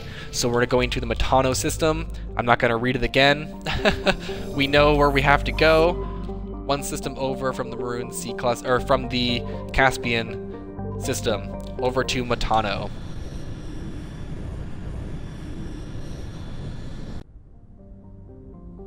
Alright, we've got 2 asteroid belts to explore here. That's always fun. What do we got? Doesn't seem like anything. Oh, haha! Almost gave up there. Rocky asteroid. Upon surveying, we found a Prothean data disk. While scanning the asteroid field in the Metano system, you discovered a badly damaged ship. The recon team found no survivors on board, but they did find a Prothean data disk.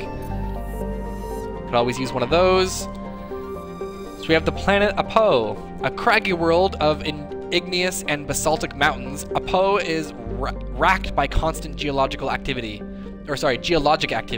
While volcanic hotspots are rare, continental plates are constantly piling up new mountains, subducting old ones or causing slips along the transform faults. Apo has a dense atmosphere composed of nitrogen and carbon monoxide. Due to the constant earthquakes and landslide activity, surface exploration is not advised. The rubble-covered wrecks of a half-dozen expeditionary ships stand in mute testament to the planet's instability. Not a very welcoming planet, that sounds. Inti is a terrestrial planet with an atmosphere composed of ammonia and helium. Its surface is mainly composed of sodium oxide with deposits of magnesium. Its density is rather low, leaving the planet tide locked to Metano. Tide-locked to Metano, sorry. Inti is an unremarkable world, drawing little more than a cursory scan for surface pirate anchorages when Alliance patrols enter the system. Now we've got another planet out here on the far reaches, Supe. Supe has a composition of an ice dwarf planet, but is unusually large for such a body. It has a trace atmosphere of krypton and xenon. The frozen surface is dotted with deposits composed of potassium and light metals, brought to the surface by cryovolcanic processes. Supe's icy surface was often used as a source of potable water by passing merchant vessels. Since the Alliance claimed the inner system world of Chaska, satellites placed in orbit automatically bill any vessel landing on the world for the mass of water removed from the surface. Exogeny has had a difficult time keeping these satellites operational. They often meet with accidents caused by impact with jettisoned ship debris. Surveying the planet, we find a large deposit of magnesium. Inti, Chaska, last planet here. Ilapa. Ilapa is a hydrogen-helium gas giant with an unusual ruby color caused by contaminants in the atmosphere. The world has over 120 moons, one of the highest total of all known systems. Once full development of Chaska's colony begins, a helium-3 refining infrastructure will be developed in the Iapa system, concentrated on the large ice moon of Cornuria. Alright, and that brings us to our final planet here, Chaska. Chaska is a large but low-density world, fundamentally similar to its inner neighbor Inti. Like Inti, Chaska is tidally locked to Metano. The same side always faces the sun, resulting in a scorching day side and a frozen night side. In the temperate areas around the Terminator, temperatures average around 30 degrees Celsius. Combined with a nitrogen-oxygen atmosphere, this slender band of habitable terrain allows limited colonization by humans. Chaska's ring is unique. It appears to be, for lack of a better term, a massive piece of alien installation art. The rings are made of small pieces of synthetic material and are almost invisible from space. From the ground, they catch and scatter the light of Metano in picturesque ways. It is not known who created the ring or when. Chaska is very early development, with little more than a few pioneer teams scattered across the surface. Information is being collated about native hazards and ecology, while a massive colonist recruiting drive is gearing up back on Earth. So we're going to land here, and this is the planet that is similar in terms of terrain to Notacrux, and it being just a abominable mess with jagged peaks and rocks everywhere. So if we bring Liara and Garrus on this mission, I think we should be good between our tech and biotic abilities.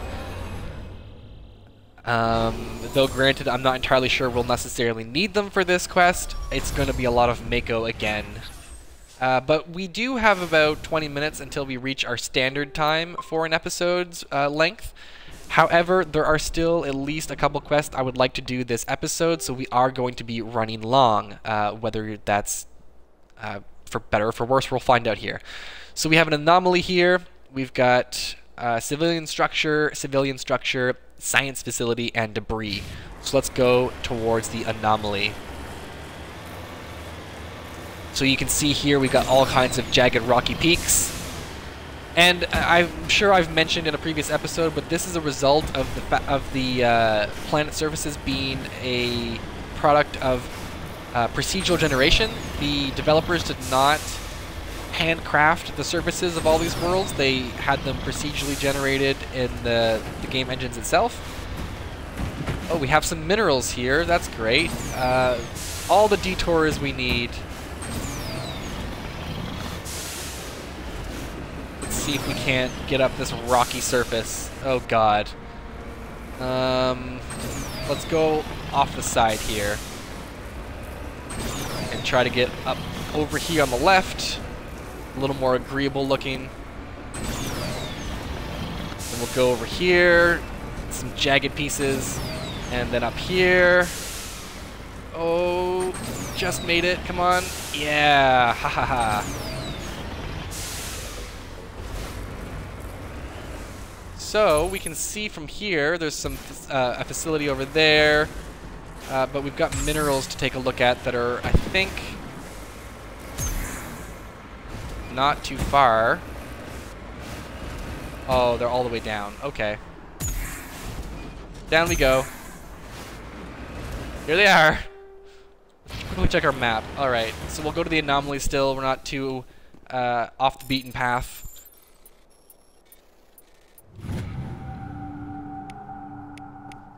Light metal surveyed.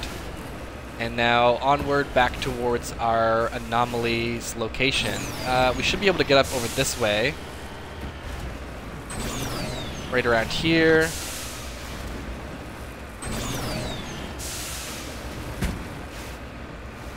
We can't get up right here though, but we can drive along the side of the mountain to the lower half that's over here. Went a little too low. Alright, so this is where I meant right here, the lower bit. There's some grass that we can get up on. There, this surface isn't too bad once you know what you're doing. And just exhibit all kinds of patience. Because if you do not, you will have a hard, frustrating time trying to climb these mountaintops. Our anomaly should be close. Aha! Here it is.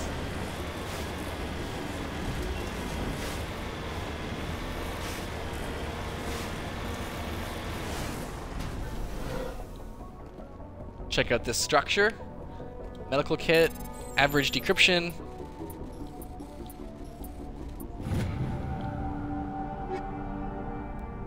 We've got some armor, some weapons, some mods. And we have a crate that we can recover the artifact with. Alright, what do we got here? I'm gonna guess Matriarch's writings. No! Prothean data disk recovered. There are several small Prothean artifacts in the crate, including an intact Prothean data disk. It appears to be in excellent condition. I think that might complete our Prothean data disk collection quest, actually. Yes, we have 7 out of 7 of the Prothean artifacts recovered. Now, as I mentioned on a previous episode, there are indeed more than the required amount to complete the quest, so I think we'll find Prothean data disks still as we continue to explore the game. Let's just chill on the top of this pyramid for a minute, take a quick look. Alright, let's go back into the Mako. Oh, got caught on a little light there. Check our map. We will go to the debris. We will save. And then that will bring us to the civilian structures after that. Alright, so we've got debris to go check out. And it is over around the other jagged mountain over there. So we're actually going to try our best to not jump down a giant hole and go along the lip of the mountain here. So this is going to be easier said than done. Alright, right into the little hole here. Oh, not that hole. That's not the hole I wanted to go in. Oh, come on, come on. Yeah, made it. And then we go up this one here. Alright. So now we also need to go a little bit higher because the debris is still a ways away up the mountain.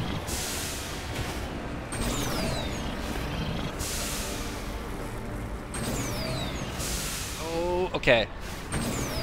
Oh, wow. Alright, so if we just slowly navigate through this very jagged piece of rock, we don't want that way. Oh wait, or do we? I can't tell. So we don't want to go up here, but we might want to go around. Let's see what happens if we just slowly go around the top of this rock here. Do some unbelievable turns. Alright, we're good. So the debris is down here. Oh, I see it. Haha.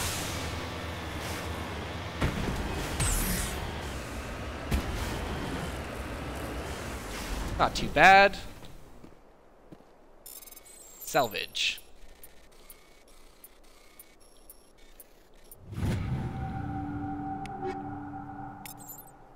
All kinds of good stuff. Okay. Most importantly, though, we got all kinds of experience points. We will save again so we don't have to go mountain climbing. But we've got some enemies, it seems, near one of these civilian structures. I have a bad feeling about this.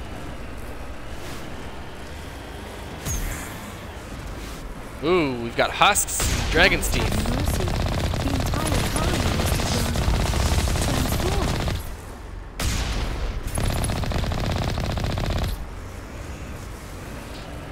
Okay, so we've got a structure here that we can go inside of. Let's see what we've got. We can save. And let's investigate. All kinds of husks again. Well, thankfully, we do have Liara with us, and her Singularity will definitely be coming in handy, because it will take all these husks and throw them into the air.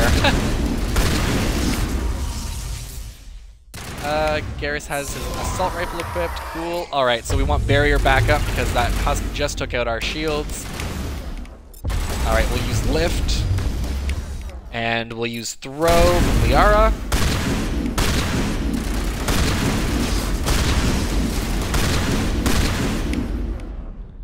We'll also use another Singularity because we've maxed Liara's Singularity out. It's actually going to have an incredible recharge rate. So we can actually use it quite a bit. We'll get double overload going on this husk here.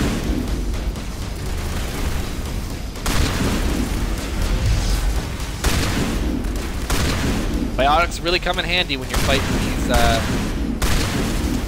enemies who get up close and personal with you. So we've got some crates to decrypt here. Ooh, we found some Quarian armor there. I don't think we've actually found any Quarian armor at all our entire playthrough so far, so that's kind of cool. Quarian armor actually is some of the rarer armor in the game, so it's kind of neat that we found some. It's always good to boost the viability of our team. We're finding all kinds of armor, actually.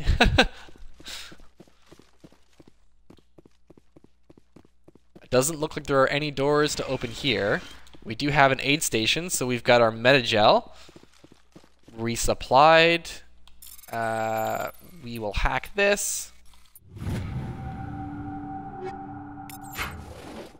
Got some weapons, and it looks like that's all to get in this building.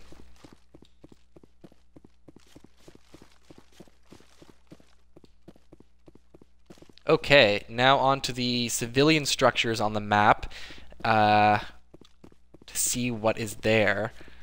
I think we can quickly check our journal, though. Ooh, we just got a shield interface, actually. It might be worth seeing what ability or what mods we have for our squad here. All the same thing. Okay. Let's see. Map. Civilian structures. We have a science facility. Civilian structure right here. We're gonna go check out.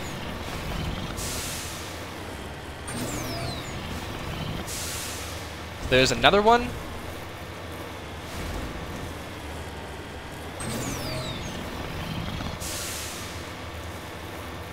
And it does look to be surrounded by dragon's teeth like the previous building. So let's check out the inside of this one.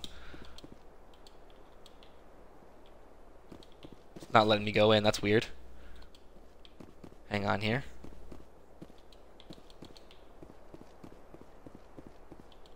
Now it's not letting me get in the mega. Oh, I think it's glitching out. Okay, let's save and load.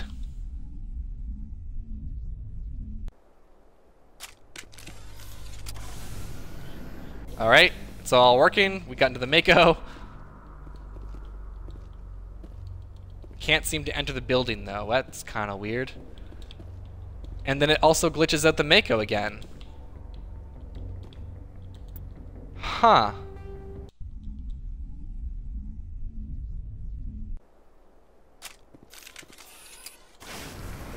Alright, maybe we'll just ignore that building. That's kind of unfortunate, because if there's experience points in there, I would have liked to get them.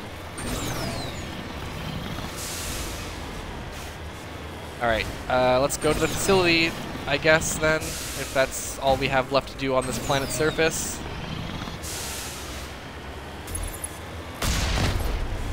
Got some more husks. Ooh, that looked like it hurt.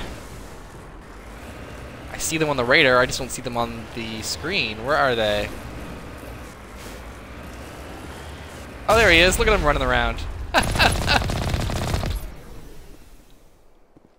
Alright, let's try to go into this facility. It'll let us go into this one at the very least. That's good. We can save, so let's save over our previous one. And we've got some Geth technology here, or we got some dragon's teeth at the very least. Let's see what we find inside, deeper in.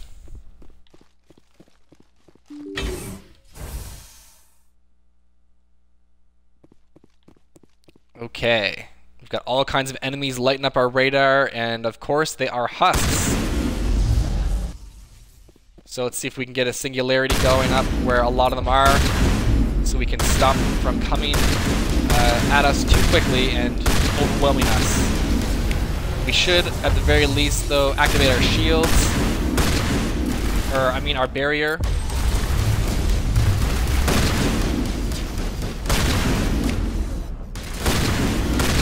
Alright, so we've got a lot of them coming at us here. We've got a few biotics, or biotic abilities still available to us here.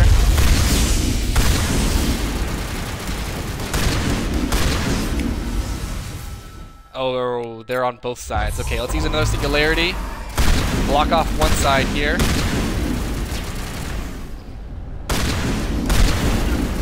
Call back the team.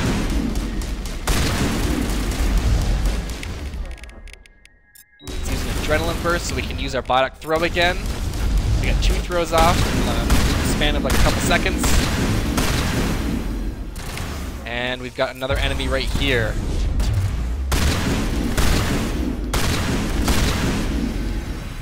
Alright, that wasn't too bad.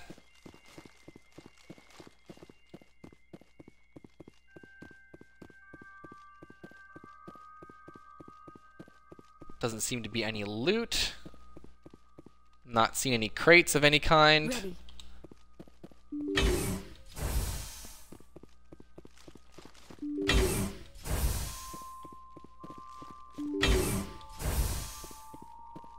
Giant empty room.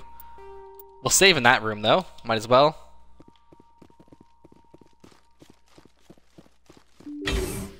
And now we have a terminal.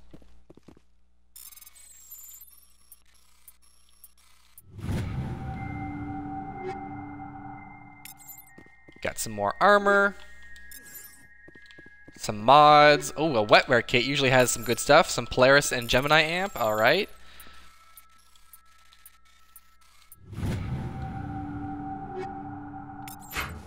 all kinds of good weapons. There's all kinds of loot here. And now the terminal. A colonial pioneer team rarely consists of more than a few dozen specialists. It's clear that none of them have survived. The Cerberus group has a lot to answer for here. Download logs. So we downloaded the logs, and you can actually see this quest is called Calling of the Dead. According to the logs, a visitor from an organization called Cerberus recently passed through the colony. It seems like this person had something to do with the transformation of the colonists.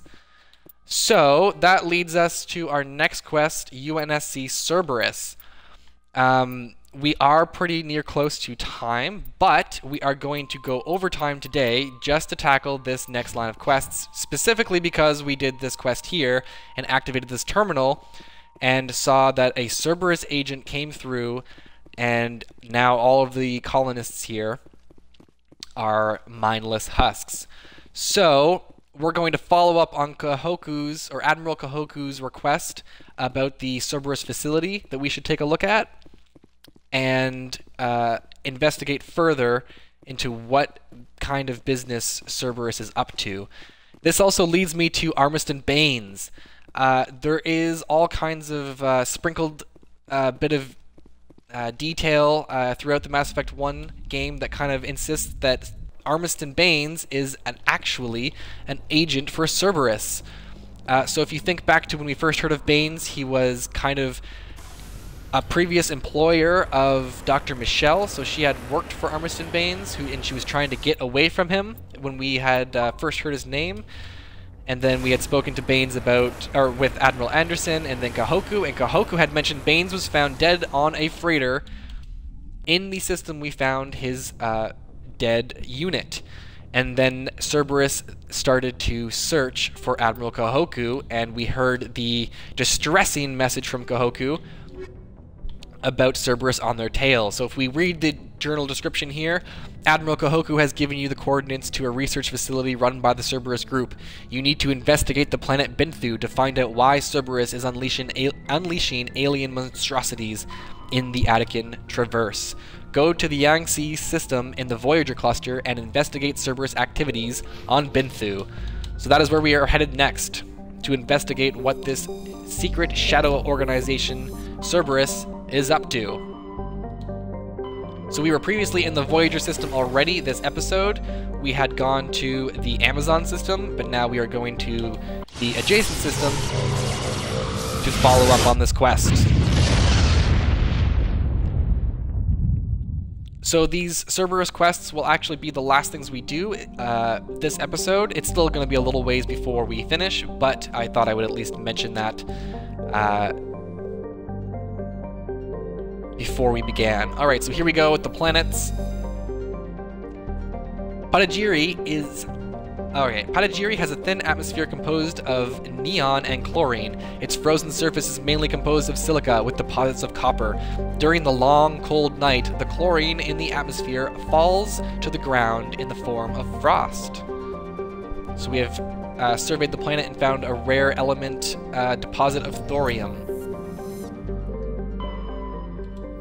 Next planet here, Dregger, is a small barren rock with the world with a trace atmosphere of krypton and xenon. The surface is frigid and mainly composed of silicates with deposits of magnesium, aluminum, and other light metals. Dregger has a weak magnetic field, making it unsuitable for drive discharge operations. Surveying the planet, we find a deposit of beryllium. So there's Binthu, we have Rinshato. Rinshato is a close orbiting hot Jupiter with traces of sulfur, its hydrogen-helium atmosphere. The disruptive gravity well of the gas giant prevented any planets from forming nearby. We also have Alrumter.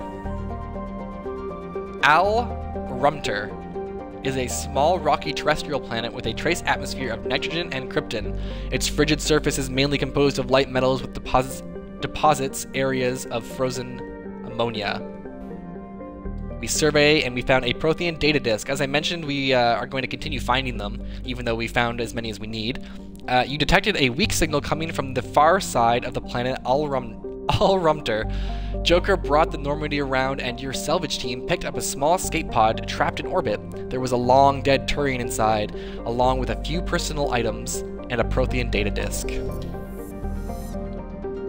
Alright, that brings us to Binthu.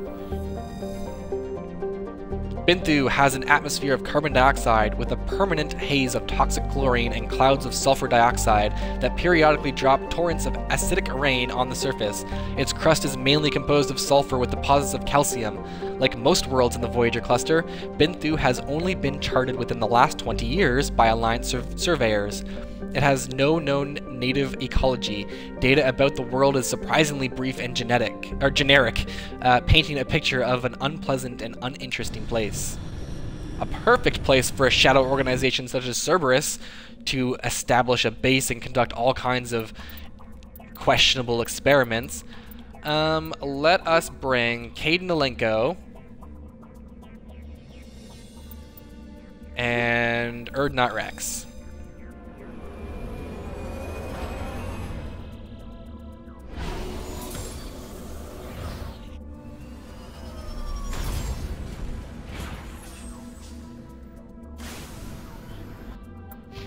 So if we quickly check our squad screen and take a look at how many points we have to distribute, we'll apply some points for Kaidan for his lift and throw, and then we'll go to Wrex here. Let's see. I'm thinking increase barrier by 2, and that's what we'll do for Wrex. Alright, so we've got research facility up here, research facility here, research facility here. We're going to go to the debris first, and then we're going to go in a big circle. I guess first we're going to go to this mineral here.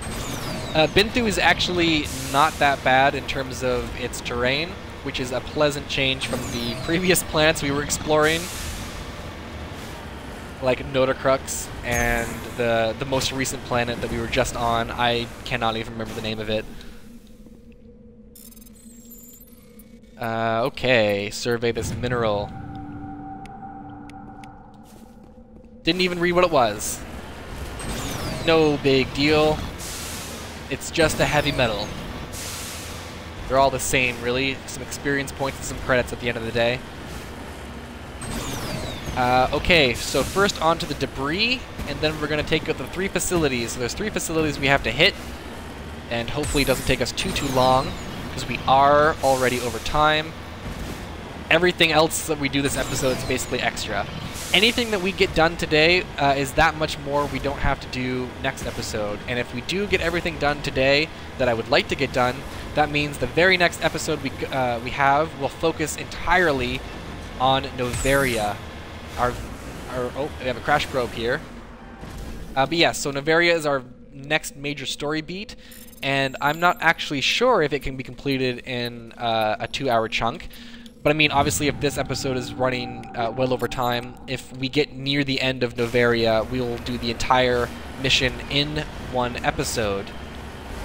But after that... Oh, hang on here. Let me just quickly check the map.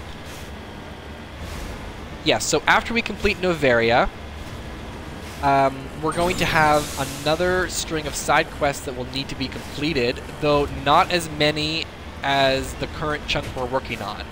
The current chunk obviously took all of last episode and some of the Feros episode, and it has taken all of this episode. So that's quite a significant amount of side quests, kind of all bottlenecked into this particular point in the game.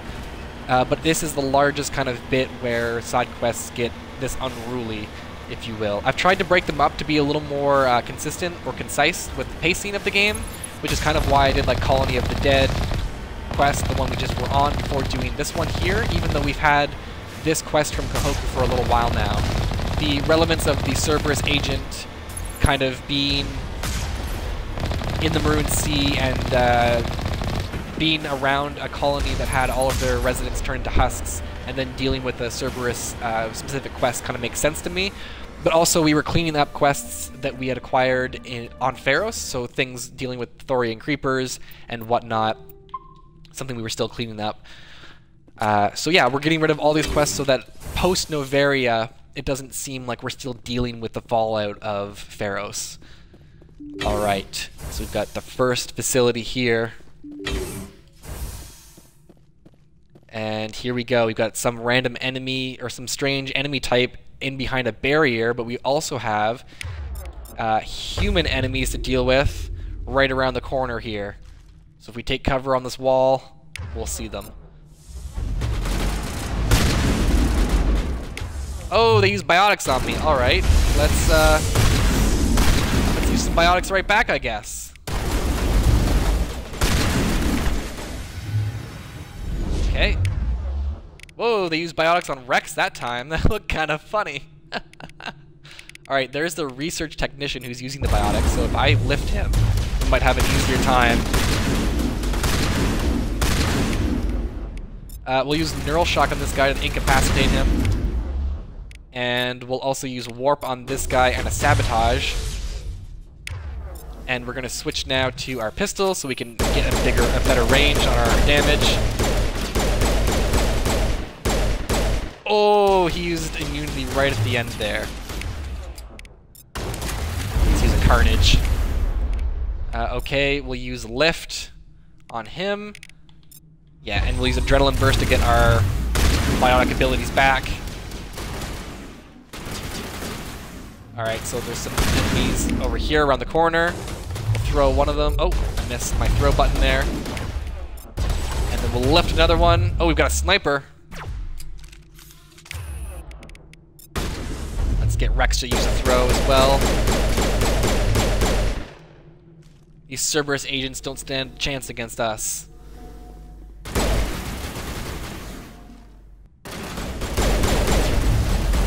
Oh! Let's Neural Shock him. There we go. Just falls over. There's our sniper. Okay, we've still got a throw from Kaidan that we can use. Nice.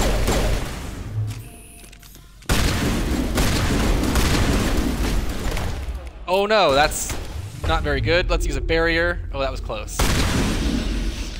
Alright, it seems like we got them all. Let's heal up. And open the diagnostic station and destroy these little enemies. You've eliminated the threat at this facility. Continue to one of the other labs nearby. There should be some... Yeah, right here. Diagnostic station open.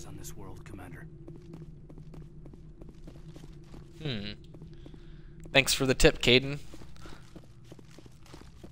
I think it's the other facilities that have these stations are lootable, and they're full. I think every single one of them has Phoenix armor. The red and pink armor that we originally saw Ashley in on Eden Prime. Yeah, there's just a bunch of Phoenix armor. For Turian, Human, Krogan, you name it, it's all here. Alright, let's go to our next facility and also our next save. Mosey on over.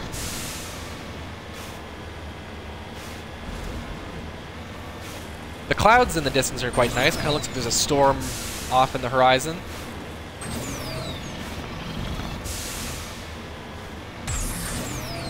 Alright. So... the next quest after this actually only unlocks once you've completed the one we're doing now. So this quest that we're currently on isn't actually our last one. We are still going to land on one more Uncharted world this episode because it is much like the Geth incursions quest that we completed at the start of this episode. There's going to be another system that unlocks once we finish this. But for now, let's go into the next research facility here. Shepard got caught in the door. There's that creepy music again. And this room's layout is the exact same, except inside, we've got Thorian creepers.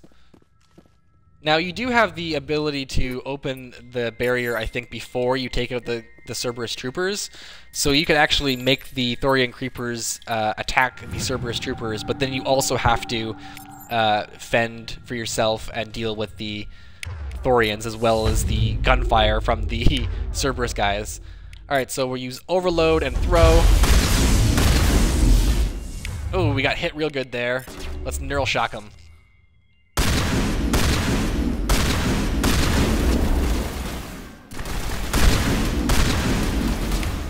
Alright, this Biotic is back up. Let's lift him so he doesn't use too many Biotics.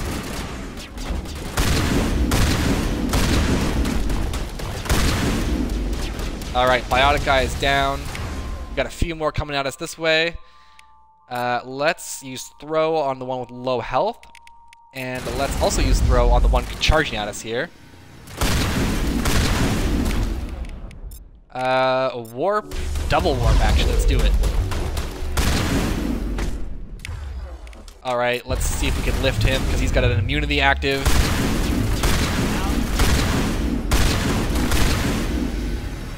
I love lift. It's so fun to have an enemy just float in the air as you shoot at them. So yeah, these medical stations are just all lootable around the edges of this facility here. But I mean, again, it's frustrating because all it is Phoenix armor. I mean, there is the Unity amp there, but okay, Neural Shock on him, Throw on him, and we'll also use an Adrenaline Burst so we ourselves have biotic abilities active again. Actually, yeah, there we activated the Thorian Creeper chamber before we killed all the Cerberus troops. Now this guy's freaking the hell out.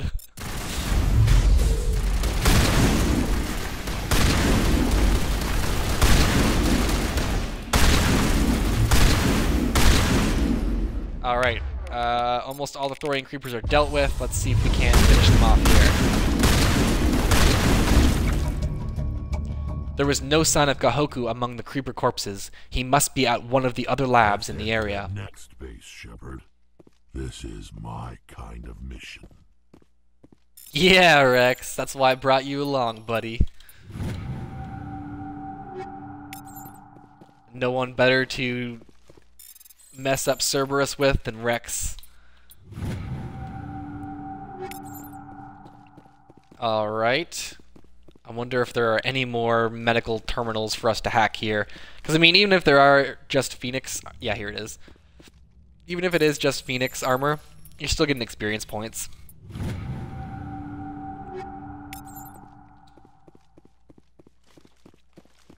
And we got Metagel too, actually. So those medical terminals actually will resupply your Metagel. So if you're having a difficult time with that fight, or the fight in the next facility, you can actually... use the Omnigel to hack into one of those real quickly and get some Omnigel, or some Metagel. Omnigel, Metagel, not the same thing. Don't confuse the two. Metagel's for healing, Omnigel's for hacking.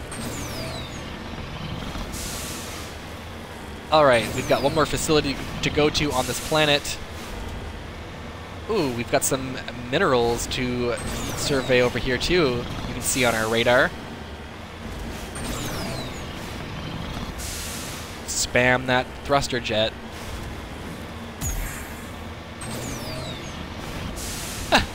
That was fun. Just watching it jump and crest the little hill there and then boosting into the jets. That was fun. All right. More Simon Says. If I never have to do another game of Simon Says, that'll be the day.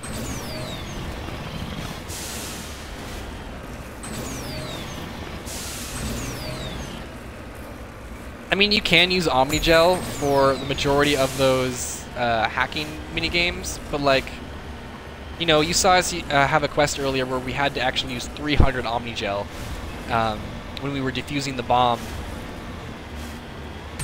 So it's nice to have Omnigel for situations like that, if you know where they are, that is. There's still more situations coming up where we're going to be using Omnigel in a large quantity like that, so we'll hold on to our large supply for now. But once that's over, we're never playing Simon Says again. I mark my words. We will be using Omnigel as much as possible after that. Prothean data disk recovered. There are a few children's toys and some ragged clothes stuffed inside the top of this monument, along with a Prothean data disk. Even though we've already completed the quest, we still get some experience points and some credits. And of course we'll save. And here is the final of the 3 research facilities on the planet Binthu. Ooh, they got us good there. Alright, 1 down.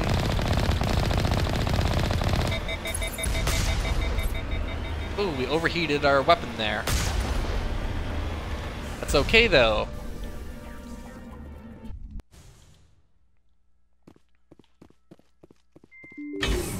And this is the last of the facilities, as I mentioned, so let's see what we can find in here. We've got a storage locker.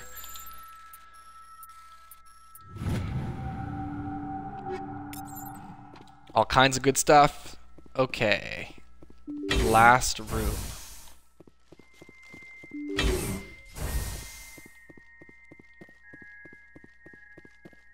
So we've got some strange alien in the facility here.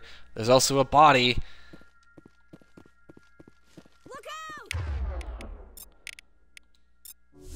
So we got a commando. Let's use a barrier so we get some extra damage protection. Let's neural shock this guy. Oh, we've got another biotic. And that sniper got us. Thank God we had activated our barrier there because it was not looking good. That sniper had a free shot at us. Alright, we have to throw, so he's not a threat. Alright, we've got another commando here. Let's use overload, and we'll get Rex to use warp.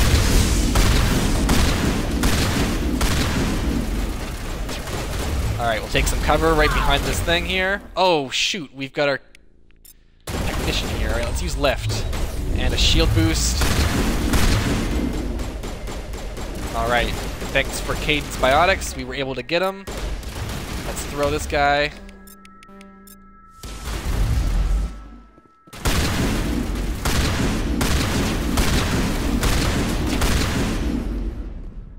And one more here. Alright, so I'll use a warp on him and Caden a neural shock. Neural shock really comes in handy, it just completely incapacitates them.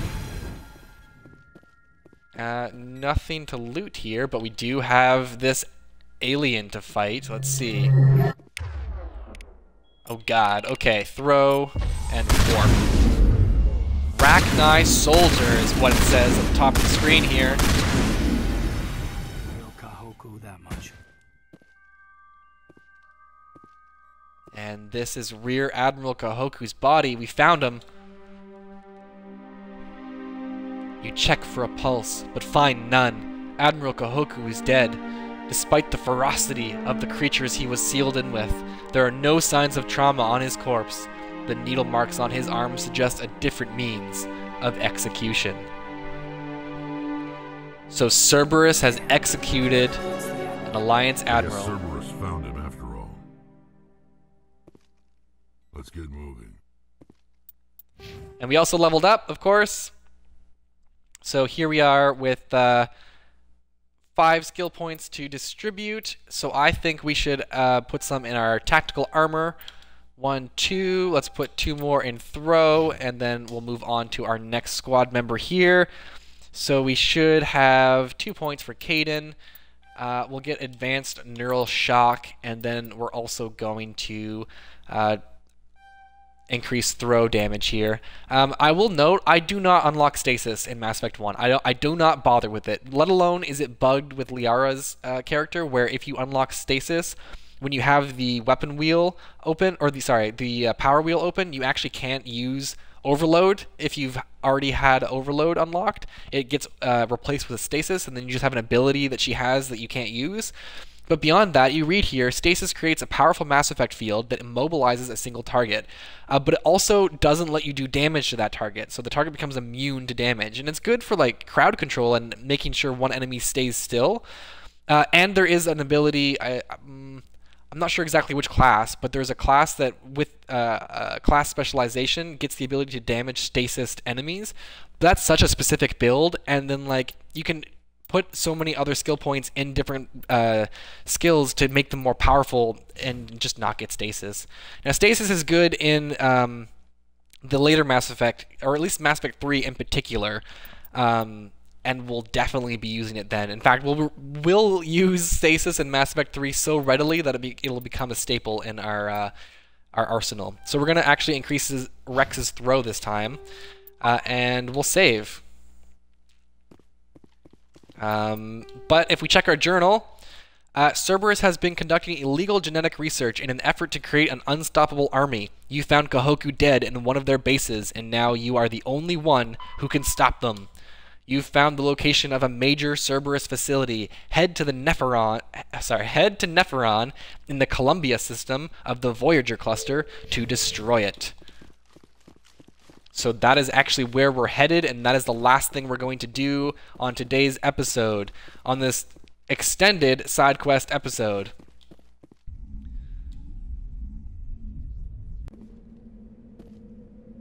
Alright, back to the Mako. Back to the Normandy. Do a nice little save. And now to the next star system, which is just over here. Columbia.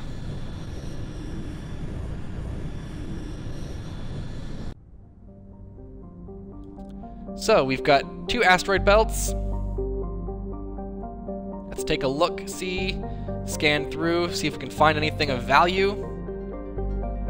Nothing in the outer one. Doesn't seem to be anything in the inner one. Gromar is our first planet, and we'll take a look here.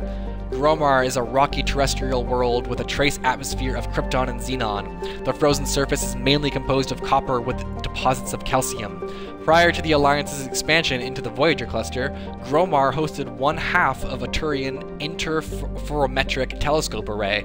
Connected with similar telescopes in the Anakin Beta cluster by an extensive chain of FTL convoys, the two functioned as a singular virtual lens, with an effective aperture equal to the thousands of light years between them. The Turians used this to chart the terminus systems with great accuracy. We found a medallion. Scans of the planet Gromar revealed a derelict space station in the late stages of orbital decay. A small team was able to recover some items of interest, among them a League of One medallion. Okay, next planet here. That's Nepheron, that's the one we need to go to. Closia. Closia is a hothouse terrestrial world with a dense atmosphere of nitrogen and sulfur dioxide. The surface is scorching hot and mainly composed of iron with deposits of gold. The core of Closia is very hot and tectonically active. Volcanic eruptions are common, and outgassing continues to add to the density of the atmosphere. The largest active volcano has a caldera nearly 100 kilometers in diameter, and its basalt floods have covered an area roughly the size of the Earth continent of Australia. That's pretty big. Antiheater is an unusually large ice world with a core of silicate rock and light metals and a trace atmosphere of krypton and xenon. The crust is mainly composed of water ice. Antiheater's ice sheets show obvious signs of large-scale fracture and refreezing, centered on a massive crater near the South Pole. A recent extranet meme suggests that a Prothean ship crashed through the crust of the planet before the collapse of their empire, and might still be recovered from the planetary core. This is purportedly the source of the planet's unusually high mass. Careful mapping of Antiheater's gravity field by orbiting satellites have proved that the planetary core is entirely normal. Surveying the planet, we found a deposit of samarium. And our planet that we're landing on, Nepheron. Nepheron is a barren, volcanic terrestrial world with an atmosphere of carbon dioxide and krypton. Its surface is mainly composed of sodium with deposits of magnesium. Aside from displays of geological beauty, including many spectacular volcanoes, this barren world is of little interest. Entries relating to Nepheron in the astronomical databases are sparse. So we're of course going to land We're going to bring Kaidan again because he was quite effective against the Cerberus commandos between his Neural Shock ability, his biotic abilities, and his tech abilities. I think we should also bring Rex because he expressed enjoying the mission he was out on last time. So let's follow up with Rex and take him out on the conclusion quest here.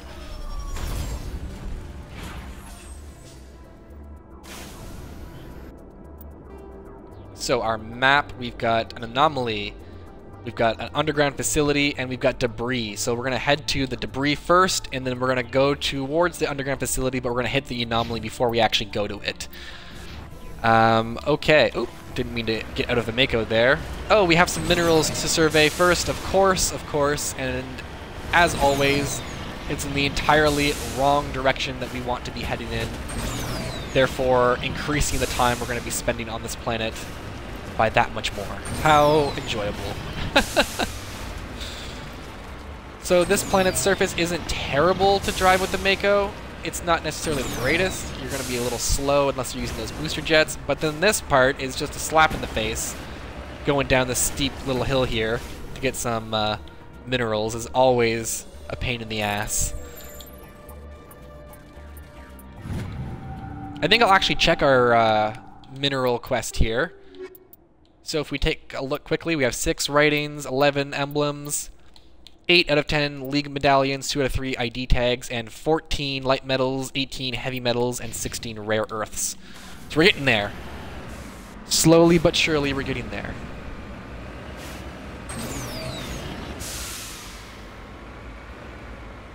Alright. Oh, we don't want to be going this way. There. Go up this side. Alright. Not too bad. Not too bad. Just a little detour for some minerals. Oh! Do a barrel roll. So this is officially the longest episode in the Mass Effect Legendary series so far. I don't really intend to have many episodes go over time, or at least well over time like this one is. But for the sake of the pacing of the series, I figure it's worth having an episode starting fresh on Noveria than not having... Sorry, than doing what we did last time with Pharos and dividing it up between 2 different episodes. I think Pharos works better for that because of the kind of foreshadowing that happens with the Thorian between Zoo's Hope and Exogeny. So I think it was nice to split it up between the 2. However, Pharos is much more digestible in one go, if you ask me. Ooh, we got a big crater, or big open area here. I don't think this is where we're going, though. Oh, what's this? We got enemies? Oh, that's the facility, okay. So that's where we need to go. On the right, we've got enemies, but we need to go a little more further up this way to find our debris. Then, of course, we will be going to get that anomaly. We've also pretty much exhausted all squad dialogue. I think I mentioned this when we were talking to the squad earlier in the episode, but we've pretty much heard everything that needs to be said from the crew, aside from reflections on major story beats.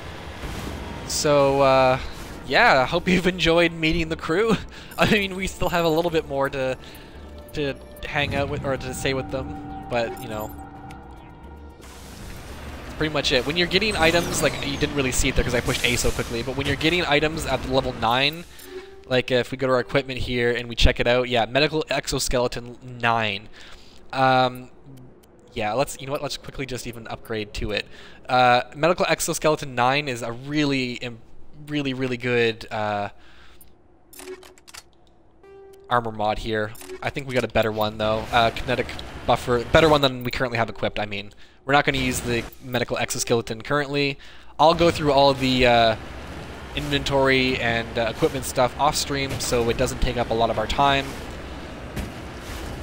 Okay, so now we're headed towards the facility and the anomaly here.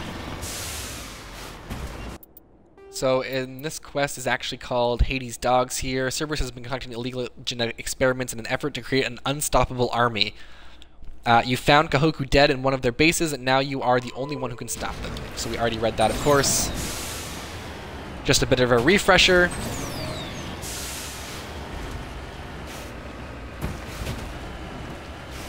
Alright, so here's the facility. We can probably take out the commandos that are out front.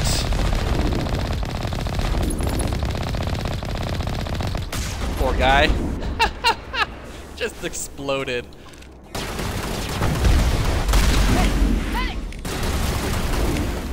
Wow, that almost went terribly.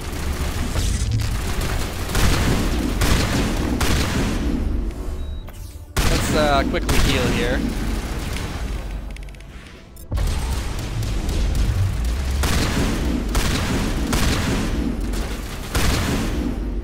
Alright, we've got this guy right where we want him. Let's activate Carnage.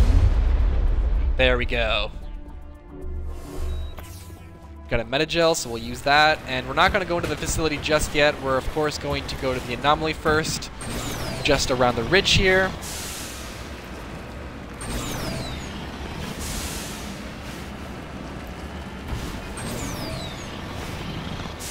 I just prefer to get the side stuff out of the way first. I don't like finishing a quest on a Uncharted world and then going to do some side stuff or like exploring. I like having done it first. That way it makes the story beat a little more potent to like end the Uncharted world exploration bit on. ID tag recovered. This Cerberus soldier had an identification tag for Captain Varsinth of the Solarian soldiers responsible for capturing the League of One. It's unclear how he came into possession of this relic. Unclear, eh? So if you haven't caught on by now, but Cerberus is involved in all kinds of shady dealings across the galaxy. Just what their entire aim is not necessarily clear in Mass Effect 1. Guess you'll have to stay tuned to find out if this develops further. Hint, hint. Save. And let's go investigate this final facility. This episode's dragging on long. Let's get a move on it here. All right, we got some loot. And we've got some enemies.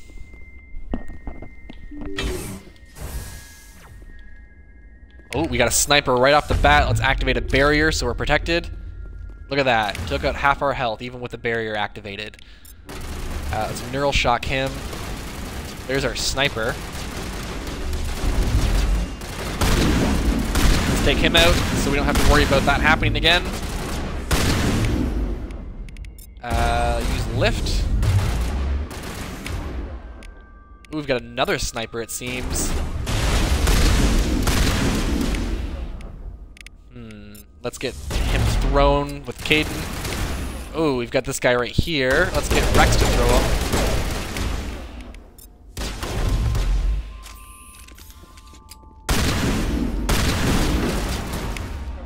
Alright, we are going to activate our adrenaline burst just so we have access to our barrier again. Oh! My bad, I got overwhelmed there. Alright, let's try that one more time. This time, try not to die, and we'll take it a little more carefully and not let the snipers one-shot us this time. So there goes our barrier. We know there are snipers on board here. Alright, get rid of this guy's shield.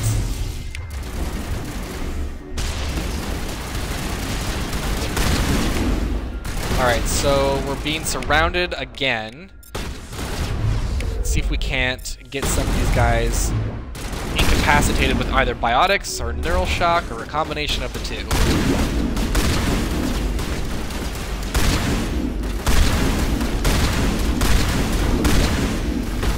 Alright, looking good so far. Alright, so they're behind us and beside us and all around us, everywhere, all at once. Okay, I got no shield, so we'll activate shield boost.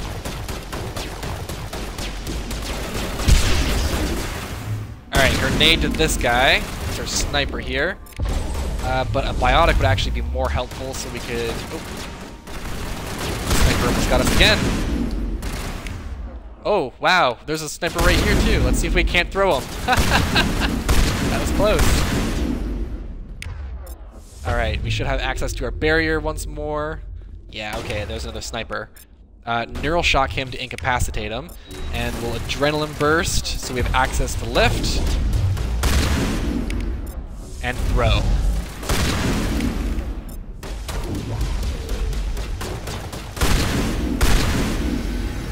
Alright, there goes another Cerberus Commando. Oh, we've got another sniper here. Let's see if we can't get Rex to throw him. Okay, oh! I thought the biotic would have hit before the sniper had a chance to get us. That's just dumb. Alright, that's my bad. Again, 2 deaths in a row. 3rd time's the charm, maybe? Who knows? Let's activate our barrier for the last time.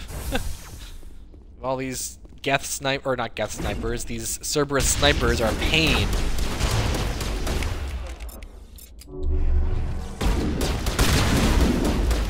Alright, so let's see if we can't get rid of some of these commandos fast so we can deal with the snipers. Okay, so there's a sniper here. There's at least 2 of them. Okay. A lot of enemies. Ooh, and they're getting me good again. Okay, so we'll lift him.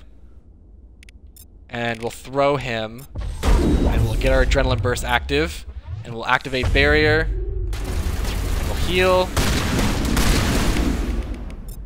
and we'll throw him again.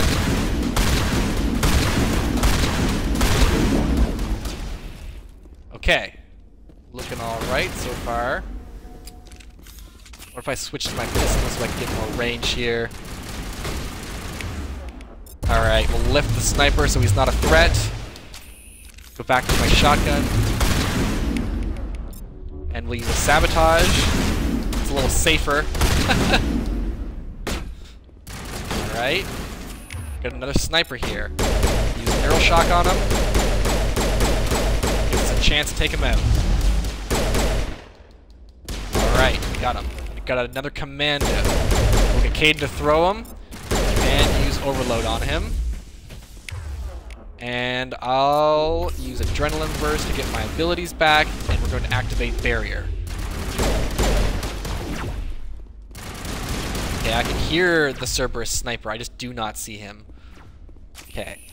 Oh, there he is over on the other side.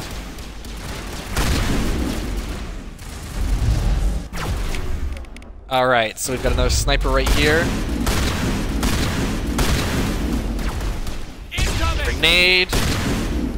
Took care of that one. Alright, our barrier is going to be back soon, but we still have more snipers to deal with. Let's see, he's just over there. Let's see, can we lift him? Oh, there he is. Alright, we got him with a lift that time.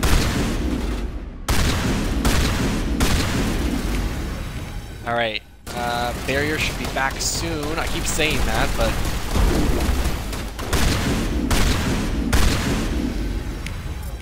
Alright, now barrier is actually back, and we've got our last sniper to deal with, the one that got us last time.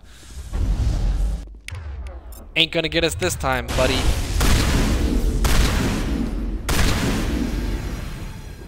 Alright, 2 deaths later, and we actually finished the combat sequence. I wasn't anticipating the combat to actually take that long. It took a little longer than the planet itself, it seems. But we do have all kinds of things to loot here. We're actually just going to use Omnigel to save some time. Think about how many Simon Says games we just skipped there. We've got some Omnigel. And we've got some Phoenix armor again. As if we didn't have enough already. And we can indeed save here.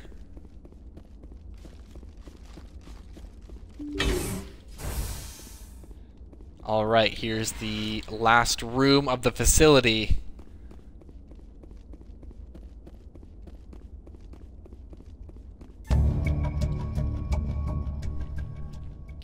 You cautiously press a few buttons, and an alarm chimes. The optical database is flashing itself. Quickly, you copy as many files as you can to your hard suit's internal computer. Its memory wiped. The computer shuts down. The files are sure to be encrypted, but you've got time to crack them. Archive the files. And that is the end of the Hades Dog mission, though there is one little bit before it's technically complete. But that is pretty much where we're ending on this episode of our Mass Effect Legendary series. We are well over time. I hope you've enjoyed the extra bit of content for this episode. But this does actually push the required side quests the side quests that I require us to be finished before starting Noveria. So that means we will of course be getting to the next major story beat and in our next episode. But before we end things, we are going to have one last conversation here on the Normandy. Transmission coming in, Commander. I think you're going to want to hear this one. Greetings, Commander Shepard. I represent a party interested in obtaining information on Cerberus activities. Cut to the chase. If you know something about Cerberus, you better tell me. I suspect I know less about Cerberus than you do. I am merely an agent for the Shadow Broker. You see, Admiral Cahoku so the Shadow contacted Broker. my employer looking for information on the location of any Cerberus facilities. We provided that information on the promise that he would turn over copies of all files gathered from the Cerberus systems to us. You must have some connection to Cerberus. How else could you tell Cahoku where to find them? Information is our business, Commander. Through our contacts, we were able to determine that the Cerberus group was active in the Voyager cluster.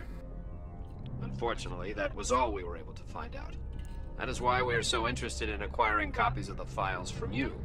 Did you have anything to do with Admiral Cahoku ending up dead? We had no reason to harm him. He was going to provide us with information about Cerberus. Information that is now in your possession. That's treason. These are classified Alliance files. I'm not handing them over to you. Be reasonable, Commander. Cerberus was operating outside Alliance jurisdiction. You don't owe them any loyalty. The Alliance is just going to file this information away in some archive. But no secret stays hidden forever. Eventually, someone somewhere will deliver it into our hands. Might as well be you. Transmit the files to us and you will be well compensated. What are you going to do with this information? Information is a commodity. It can be bought, sold, or traded. Why my employer desires this information is not my concern. I am only the buyer. We are not going to go through with this deal. This is shady as all hell, so we're not going to trust and betray the Alliance. That is not like our Shepard. The Alliance, not the Shadow Broker. That is unfortunate, Commander. My employer will remember this the next time you need something from us. Indeed. But anyways, that is the end of this episode. I hope you are all well and continue to be well on this fine day. I will be with you next time when we jump back into Mass Effect and take on our next story quest of Noveria. But for now,